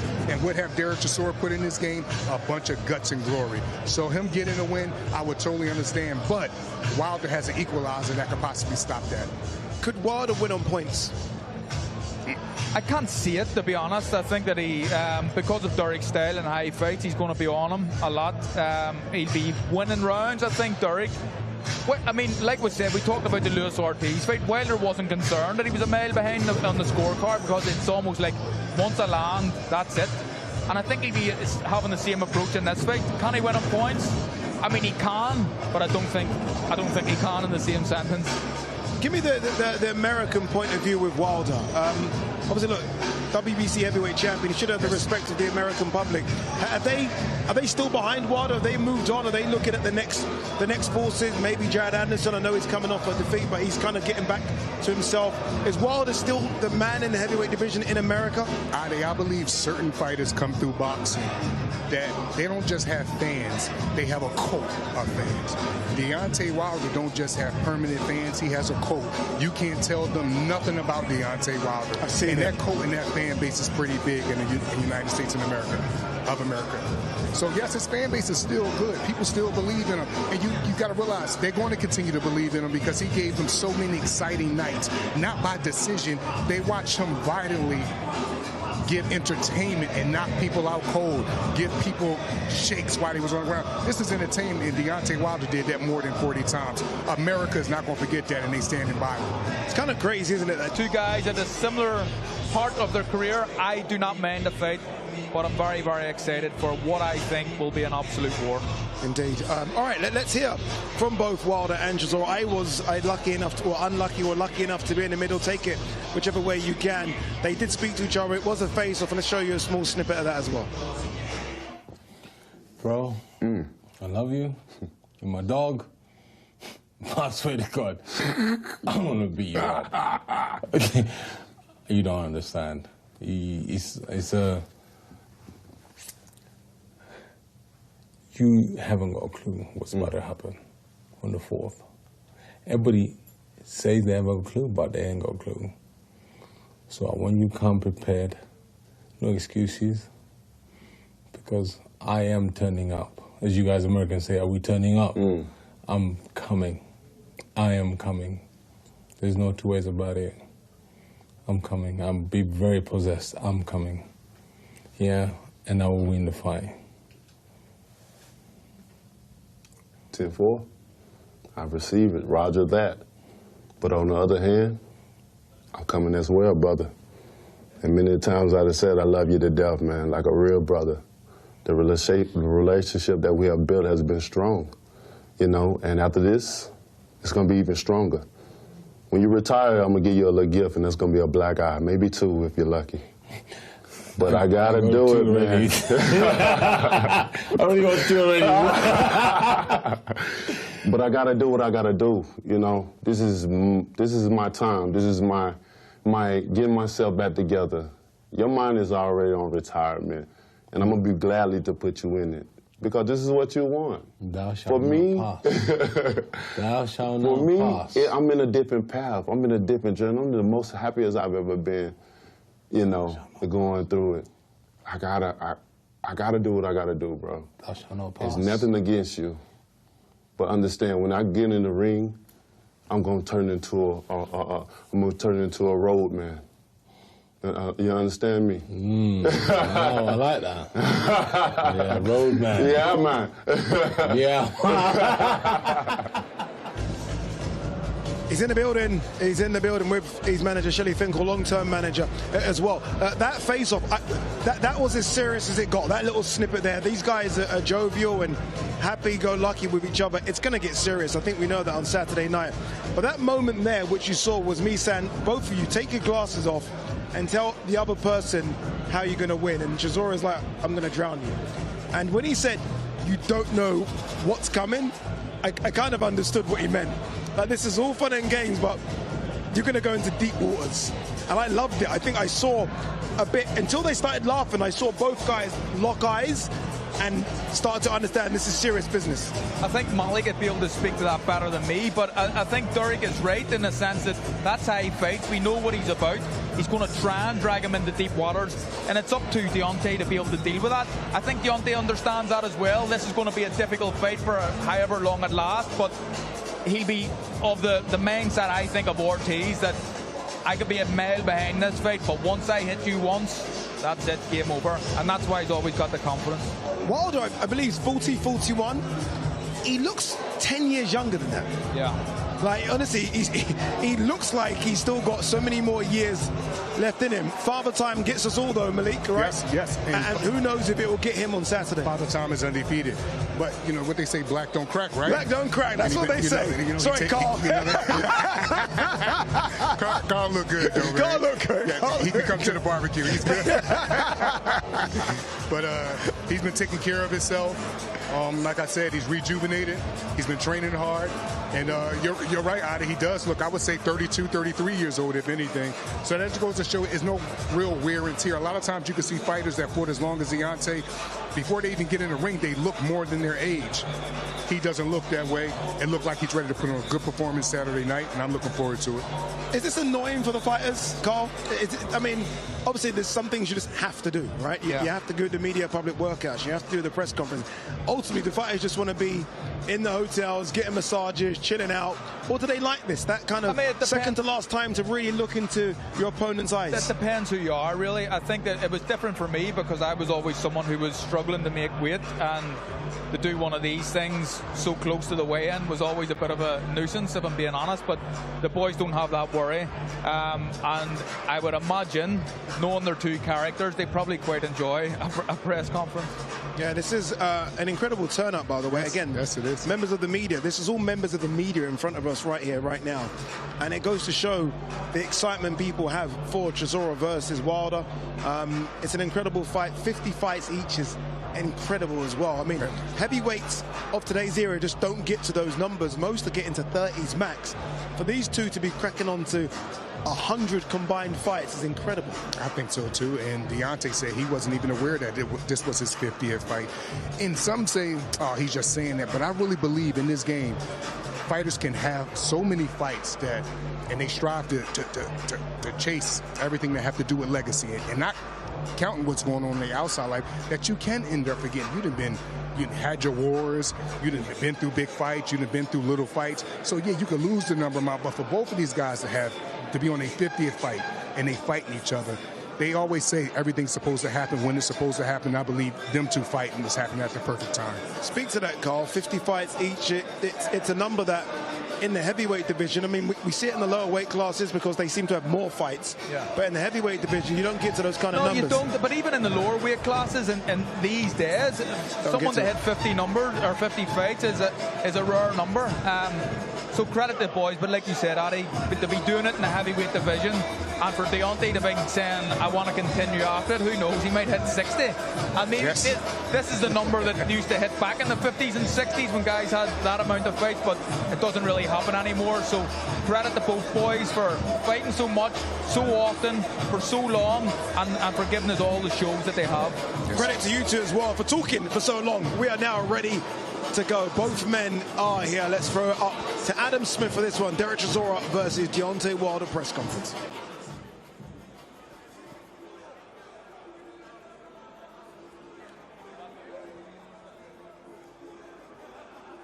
There we go. Hi, everybody. A very warm welcome back to the main event. A huge heavyweight collision in the blue ribbon division. Two legendary warriors.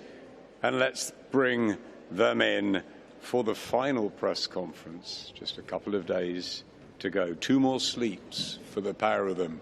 From Tuscaloosa in Alabama, he has a record of 44 victories in 49 fights, 43 by KO, a 97.73% knockout ratio. Former bronze medalist in the Olympics, of course. He is the bronze bomber, the man, the bomb squad, the wonderful former WBC heavyweight champion of the world, Deontay Wilder.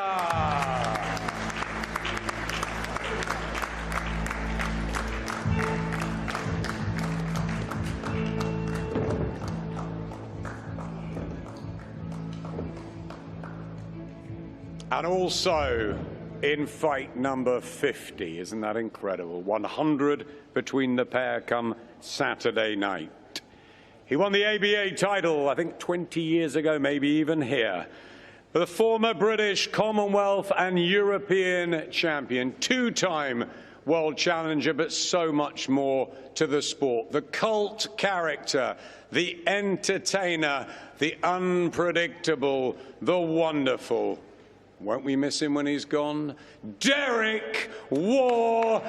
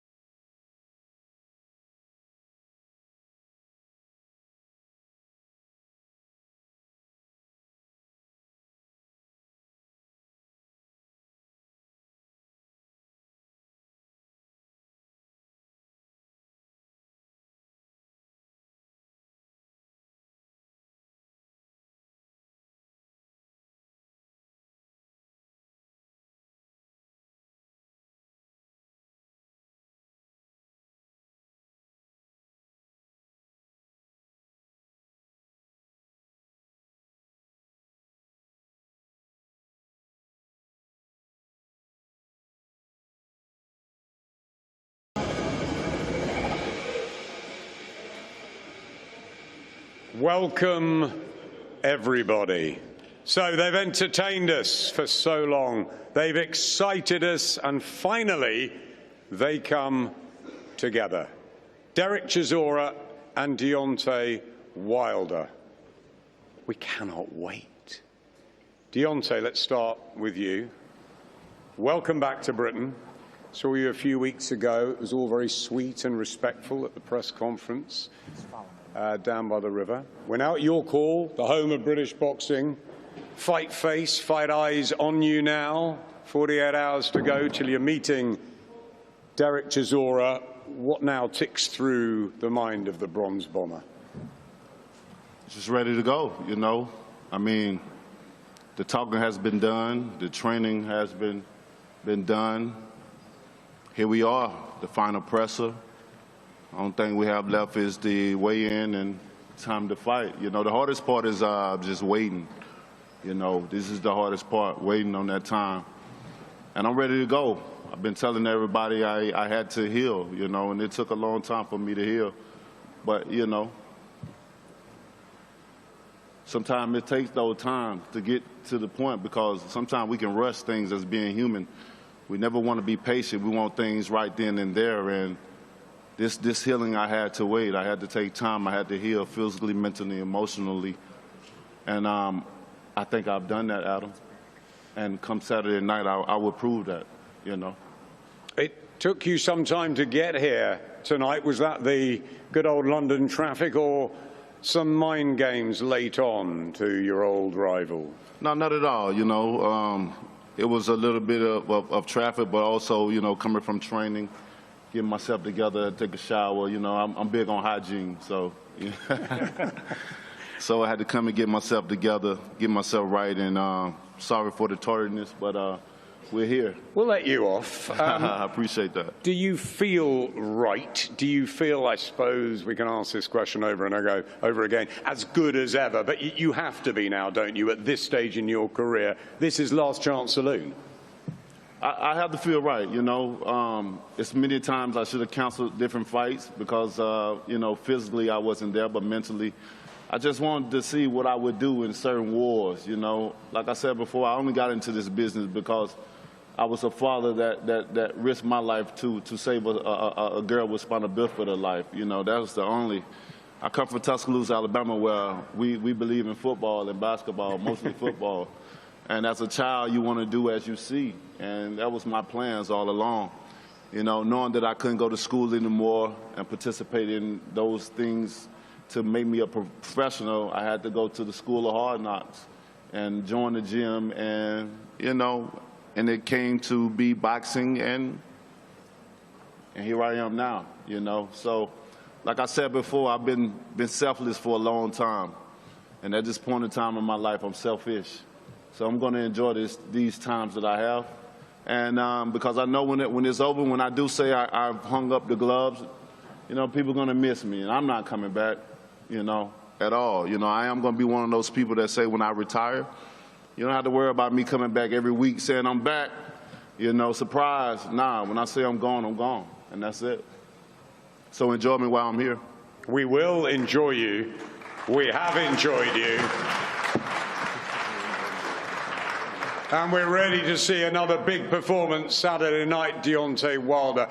Are you locked and loaded? Have a little look at your opponent over there, because I'm going to go through him in a minute.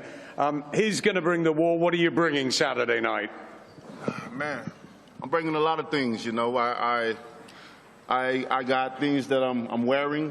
I even got this mouthpiece that I'm putting out there. It's called Zeus, and you can go online at Zeus, that's xe-us.com,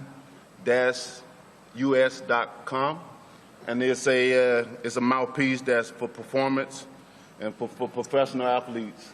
And it's just something about how the jaw is lined together, how it give you so much power, give you energy, and give you things that you never had before, you know. And I also will be representing CXP as well with the new technology of muscle memory that I will be wearing under my garment as well. That will give me the movement and the mobile, hostile energy that I need to perform and do everything I need. You understand? I know that London they love warriors.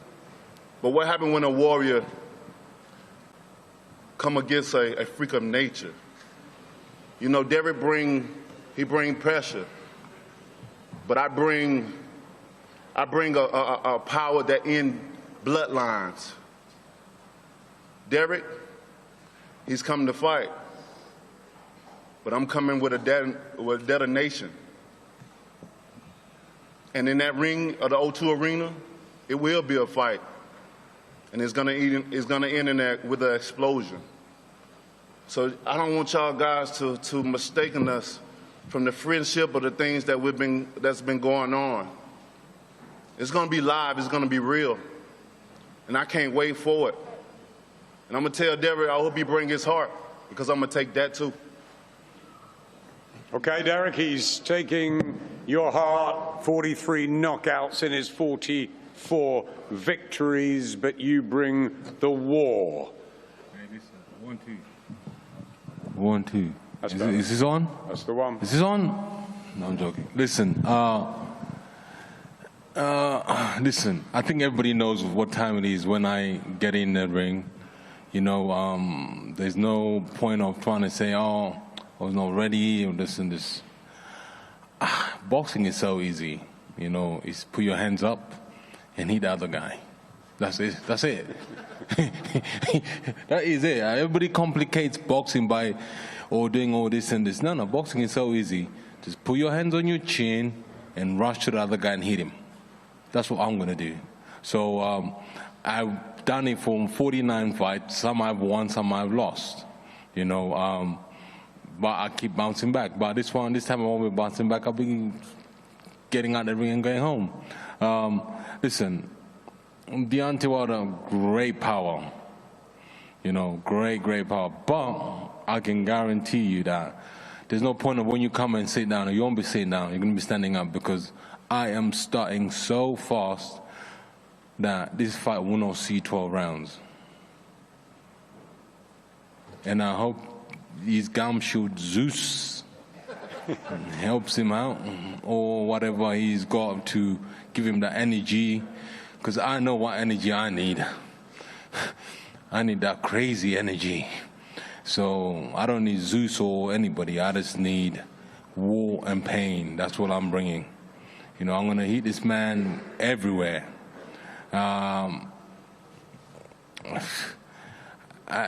just pray that when nobody's going to come with excuses out of the two of us, say, oh, I was not ready. You know, after the fight finish, I hope me and him can sit down and smoke a spliff together.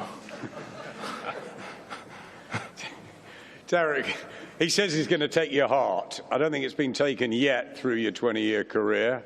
How does he do that, and how do you stop that happening? Oh, he took my heart a long time ago when he said he busted a nut on his baby mama and busted a nut on his stomach. I was like, wow. I was like, Jesus. But you know what? You know, I've listened. I don't know. Maybe he might be the first guy to take my heart, but we'll see. How well do you feel at this stage? You've got momentum, you've got wins behind you, and it looks to us as though Derek Chisora is rumbling on with great momentum. Do you feel you're taking that into the O2 on Saturday night? Listen, O2's going to be buzzing. My kids are coming.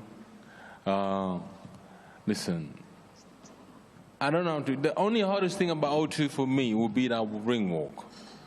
You know, but after the first bell goes, you know, everything will be easy for me. But I can guarantee you the first ball, that maybe we might not even see round 2. Do you understand? Because the way I'm thinking right now, I'm so fit and I'm so ready for this fight, we might not even see round 2.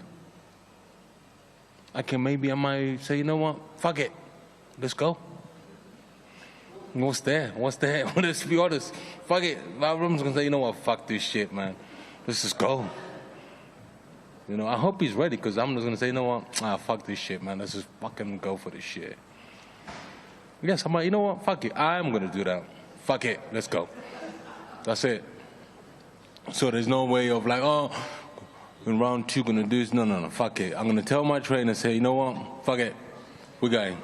That's it now. That's the game plan. Fuck it, we're going. A quick apology for that. But, you know, the kids, listen, Derek is unpredictable. And listen to him. It could be 1 round, this fight. Derek, it's that ruthless. It could be 1 round. Listen, the name of the game plan, fuck it, let's go. Deontay, just a quick reaction. 1 round, it could be for a Chisora win. Most definitely. You know, the thing is, he ain't got to worry about my power. He just got to worry about not seeing it. You know, we know Derek built his name off of pressure, but pressure don't break me. We know Derek built his name off of pressure, but pressure don't break me. Pressure only reveals me. And what he's going to feel is something that he's never felt in his whole career before. Fuck it, let's go. Yeah, baby. This is better. Hey, let's go. This is good, right? It's not a few weeks ago now. We're ready for battle. Thou shalt not pass. Fuck it, let's go. Man. Hey, listen, let's be honest about it. We're having fun right now, but I'm going to guarantee you, yeah. Yes, he's got power, this man. But all I'm just saying, fuck it, let's go. Let's go, baby. Let's go. You know. It ain't all about the power, it's what you ain't going to see. It don't matter, bro. Let's go. Good night. Hey, you're making Shirley jump, for fuck's sake. Get a heart attack. Shirley, sit the fuck down.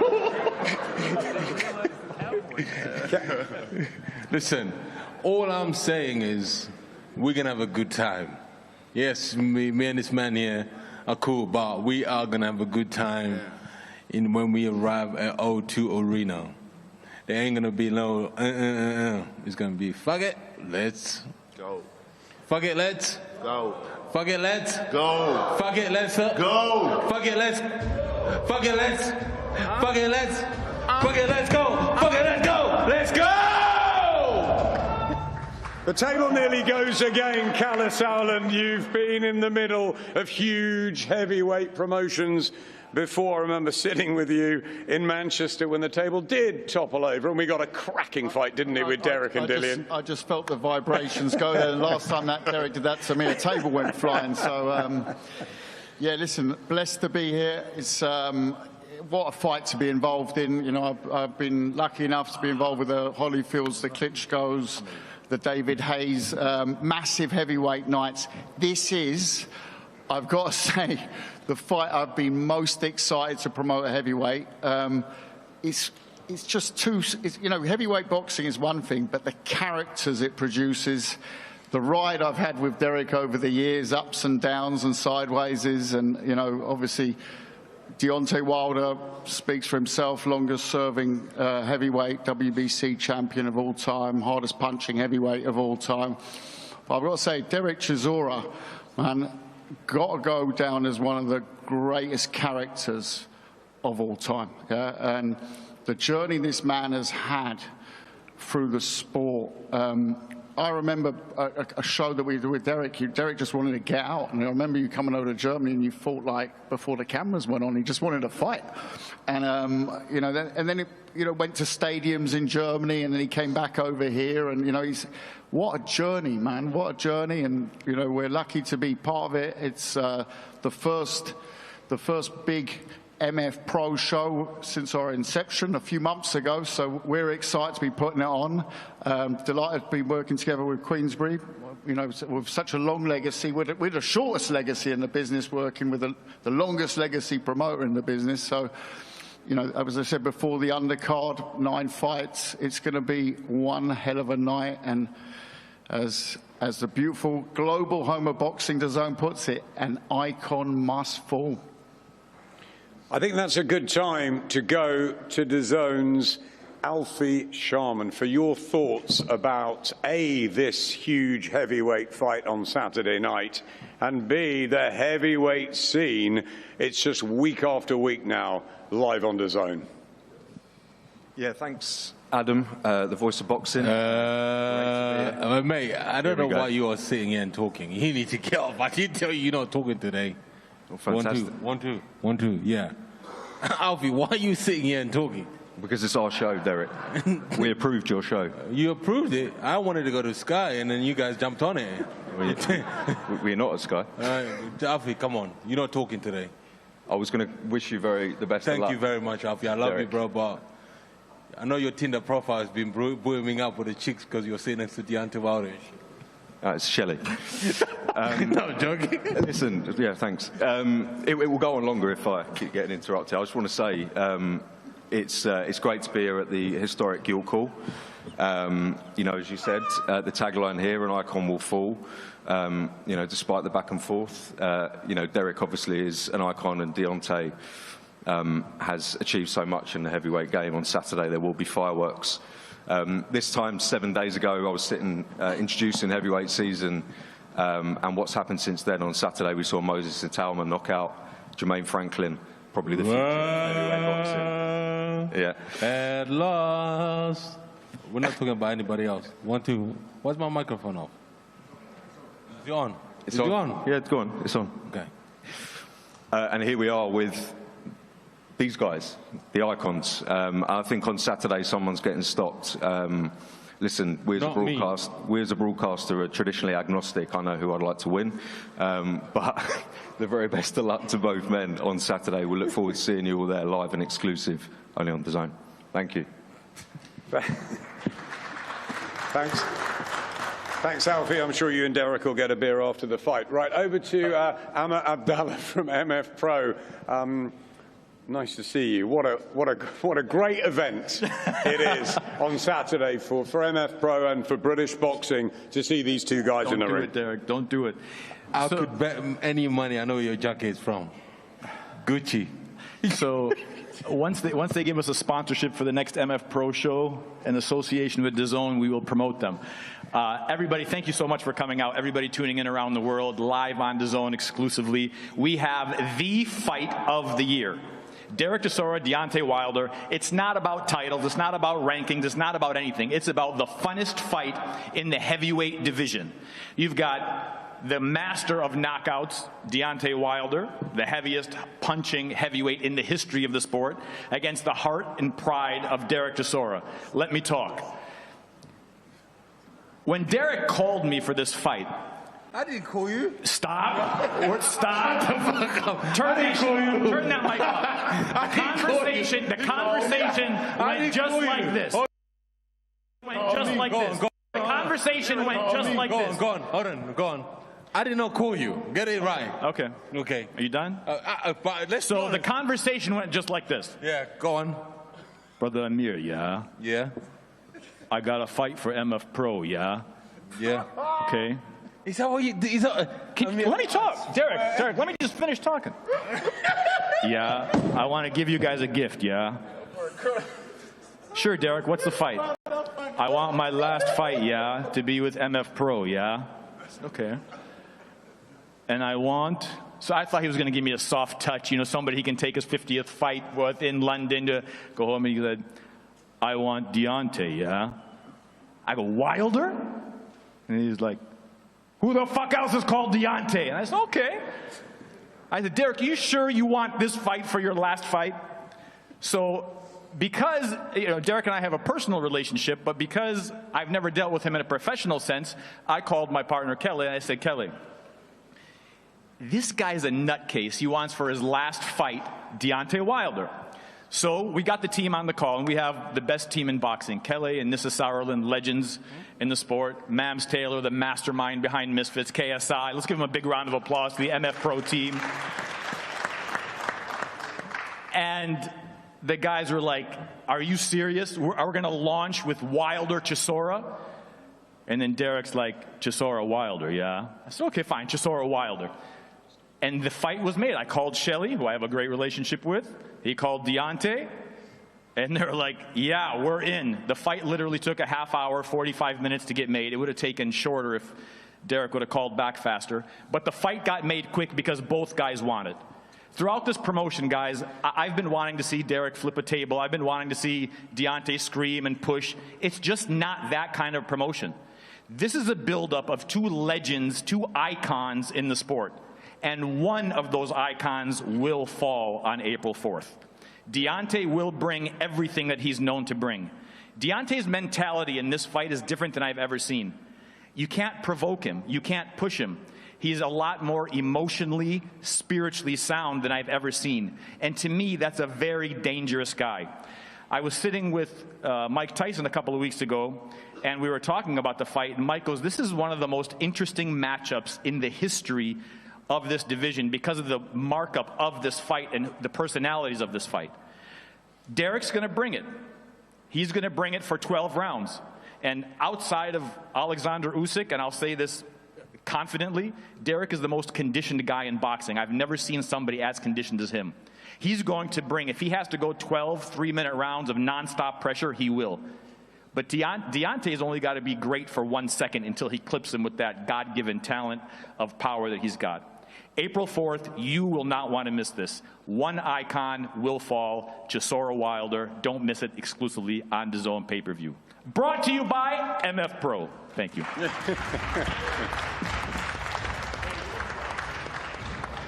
Very nice. Well that done. That sounded a bit aggressive for the way you were speaking. That was a bit aggressive. I think he's excited. Thank you, yeah. Just excited, right? 35, 40 minutes to make the fight, Shelley Finkel. That's one of the easier ones in your long, illustrious career. You're coming off that great win for Willie Hutchinson last Saturday. So is it going to be twice come Saturday night? You're here for a big one now. First of all, is that working? Is it working? Yeah. Okay.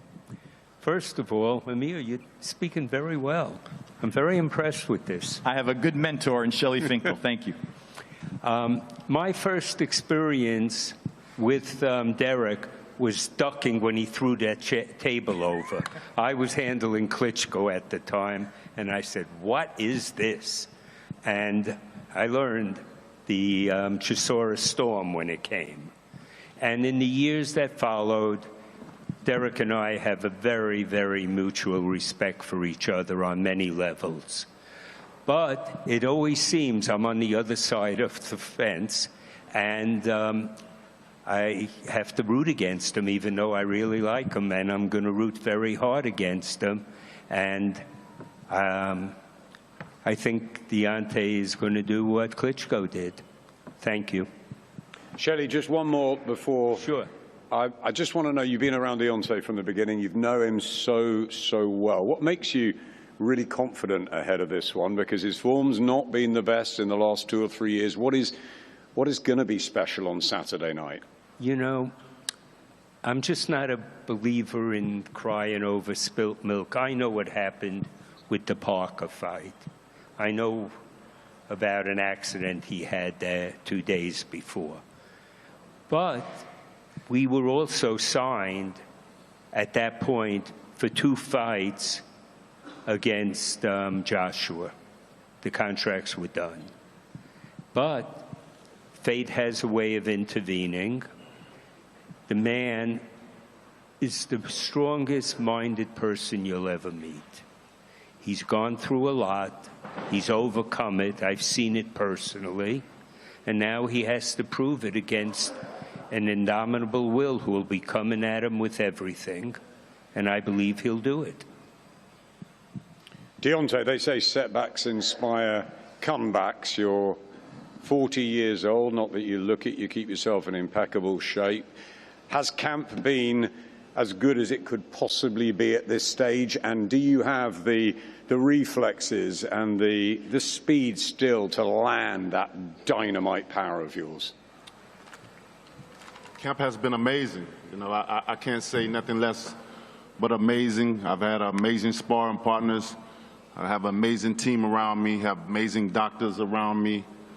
I'm really speechless for what happened in camp. I can't explain. Even people that have witnessed, you know, sparring, different guys coming in. We had great guys that pressured me all through camp, you know, mimicked Derek to the T, you know, and brought their own style as well. And I can't explain. There's no words to express or to explain how it went, because I look unstoppable.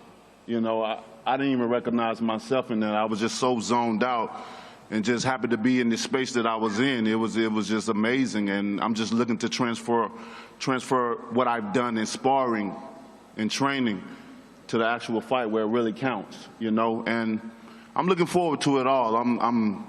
spiritually, mentally, and physically here, ready to go. You know, what better opponent to have than a Derek Ward Chisora?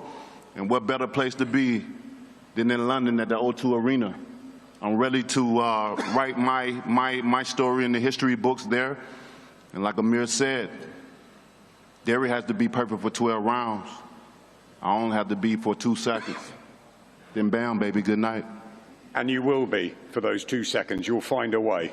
I will. You know, Derek is built off of pressure, and I need that to elevate myself. I need everything that Derek's going to bring. That's why he was the perfect opponent for me. And we said yes within seconds, you know, especially after he called me. You know, it was automatically yes, because if I say I'm truly back like I think I am, I need what he has to bring for me. I need that pressure. I need that aggression. See, Derek has to get angry to fight. I don't have to be angry at you to fight. I still whip your ass. Because even when I say I love you, I'm still whip that ass. I don't have to get angry. Don't get it right. And that's just the bottom line of it. I don't have to get angry. I'm a happy guy. I don't have to get angry. I don't have to do anything. Well, I'm gonna need all that you're gonna bring. I love fighting, bro. Me too. I love fighting. From the beginning of me, since I was a young boy. Yeah, we both love fighting. My mother used to say, I don't know why he gets so angry. He just balled his fists up and he just... Bro. And I just started hitting people. I remember being in the kindergarten, beating guys that was in the 5th grade. You know, I would get on their back and pull their neck back and try to break that spine off their back. And I would tell them to call on their mama. And they would say, Mama, help me. And I still wouldn't let go. I have something in me like a hawk that even if I saw your body on the ground, I'd still kick you. Just like Frosty Flakes. As I say, fuck it. Let's go. Baby, I'm so pumped. Yeah, baby. I'm so pumped. So I'm privileged to be in the ring with you. Thank you. I'm privileged to be here behind, you know, I wouldn't even say enemy lines because I probably have more fans than you here. You know what I mean? I have so much love here, and I don't have no bad stories of coming here to England. Listen, England loves you, bro. England loves you. I ain't gonna lie to you. England loves you. It's been amazing. Deontay and Derek, we've both got love for you. I want a final prediction in one sentence. What happens Saturday night? Bam, baby, good night. What round? Bam, baby, good night. What round? Bam, baby, good night. What round? Bam, baby, good night. Derek, you. What happens? Fuck you, man. I want to take round 1.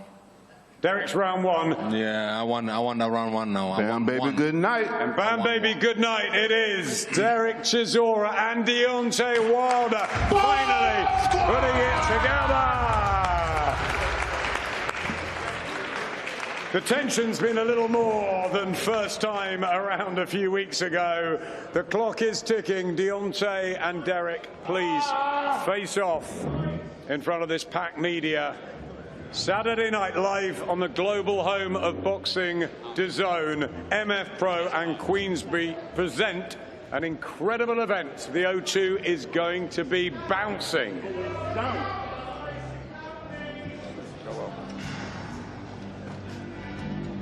Here we go. Main event. They made us wait for it, didn't they? They made us wait, but it's worth the wait. Derek Chisora versus Deontay Wilder. Wilder already in position for the obligatory face-off. Derek Chisora making his way for the face-off as well. What did you make of the press conference? I enjoyed it, if I'm being honest. I mean, there was no pushing and shoving. Well, not quite yet. The boys seem respectful, very respectful of each other, but I enjoyed that press conference. A lot of funny moments as well. Derek saying what he's saying. Deontay seems confident. Let's go. Looking forward to it. Yeah, they finally got the microphone. We need to hear that. We need to hear it. Don't bring your heart because I'm going to take it. There we go. What about that, man? Bring all the pressure you can. I want that. I need that, Derek. Listen, bro. I need you to bring the pressure. I need you to bring... Bring in what I'm bringing. Everything in the kitchen sink. I need you to bring all the appliances that's not bolted down. I want you to throw the refrigerator if you can pick it up. I need it for myself because I am ready, bro. Oh, I'm coming, bro. I am healed. This is a healed Wilder, bro. I'm happy for you healed, bro. I'm coming. Don't worry about it. Thank you.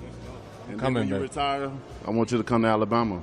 Definitely coming, bro. Come but on, are we going to smoke weed afterwards? Yes, did it.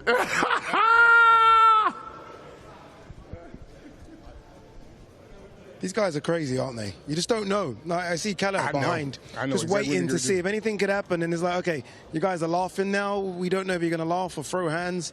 What we do know is that these guys will throw hands on Saturday. Don't be fooled by these guys smiling. As soon as the first bell goes, and Chisora said it there, I can't repeat what he said, but he said something bleep, bleep, bleep first round. I think he really is going to rush over and try and stick it on Wilder immediately. Whether that's good or not, I don't know, but that's what he's going to do. I think he knows that gives him the best opportunity to win the fight. If he applies pressure and gets on Deontay's chest, that is Derek's best chance to win the fight. But Deontay will be expecting that. I think he will expect Derek to start fast and try and swarm him, and he'll be ready for it too. What really impressed me about Deontay was how confident he seemed. Yeah. And sometimes when you hear press conference and you hear fighters talk, there's you don't always believe it, what they're saying, but I believed every word of what he said up there, and he seems full of confidence. Yeah, Malik said, sorry Malik, you said motivated, you said it. Mm-hmm. And when you said it, obviously it's one thing you saying and us seeing it. You seem right. He does seem very motivated right now, Wilder. Yes, absolutely he is, because one, he feels more healed. Every joint pain that he had, every injury he had, he was able to take time and get those things fixed. A lot of people think Deontay did a lot of spiritual work, but he also had to do a lot of physical work because he was dealing with so many different injuries. So a healed Wilder and a happy Wilder and a violent Wilder is a very dangerous Wilder, and I'm looking forward to him to be so violent on Saturday. I can't wait to see this guy's fight, man. I'm excited about it. Honestly, I can't wait as well. I think this is going to be incredible matchup between two people for different reasons. Derek Chisora wants to go out on a win, right? Number 50 and out, off into the sunset with Wilder on that CV. Deontay Wilder wants Anthony Joshua, wants Fabio Wardley, wants Alexander Usyk. Someone has got to lie here. Something's got to give, and it's going to be incredible fight night on Saturday, O2 Arena. Buy it now. Just go to thezone.com. Best thing you can do is get Ultimate, where you can get all of these fights coming up. Remember, May 9th, Fabio Wardley, all of them. So Fabio Wardley against Daniel Dubois, all of these on Ultimate. Tomorrow, the weigh-in, something interesting for you guys. I don't want to give too much away. I want you guys to tune in for the weigh-in, because we're going to do a weigh-in like you've never seen before. That's tomorrow on DAZN. Are you joining us, Malik? Absolutely. I'm looking forward to it. Carl, are you joining us as well? Yeah, boys, yeah. Yes. And then after the weigh-in, a certain cruiserweight who hopes to one day sell out the O2 Arena, Pat Brown, is in action as well. Okay, so that's weigh-ins tomorrow, then Pat Brown on Friday, then Showtime on Saturday. From us, from a packed York Hall, Bethnal Green as well. We'll see you for the weigh-ins tomorrow.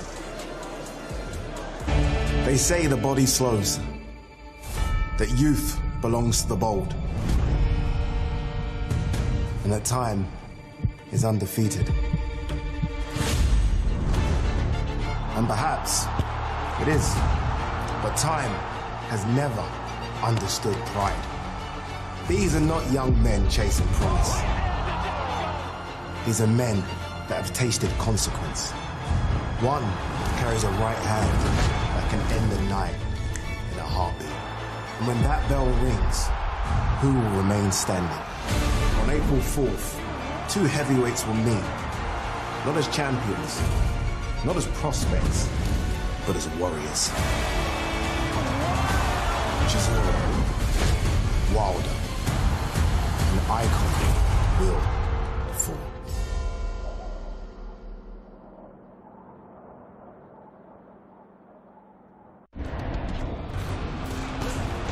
Fight Night on DAZN, brought to you by That Prize Guy.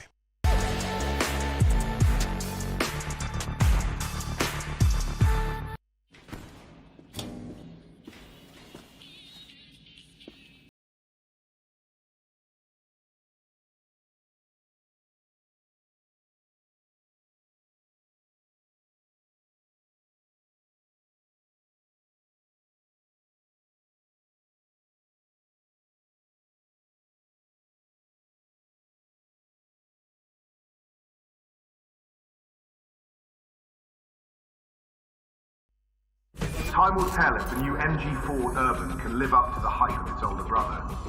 In a space this crowded, it will take a serious player to disrupt the market. Introducing the all-new MG4 EV Urban from just £239 a month.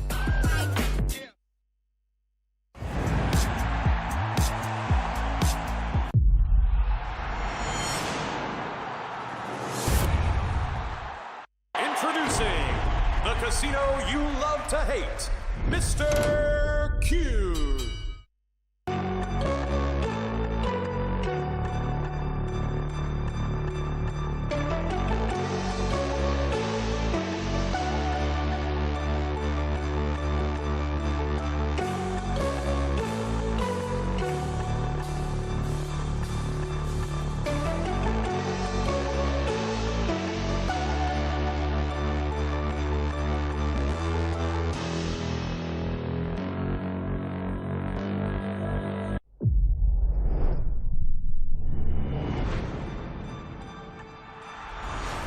Don't miss the biggest nights in MMA.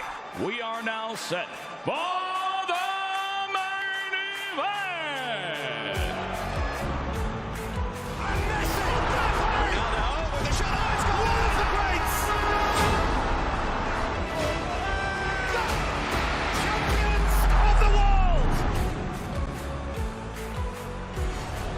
There's all to play for, which is so exciting. These teams have to come in here and give it their all.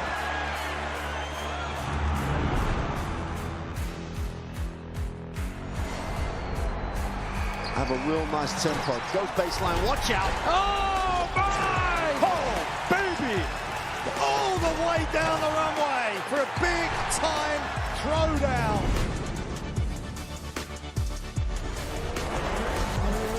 Well, that's a lot of fans out there. Look at that! The drama keeps continuing, Jenny.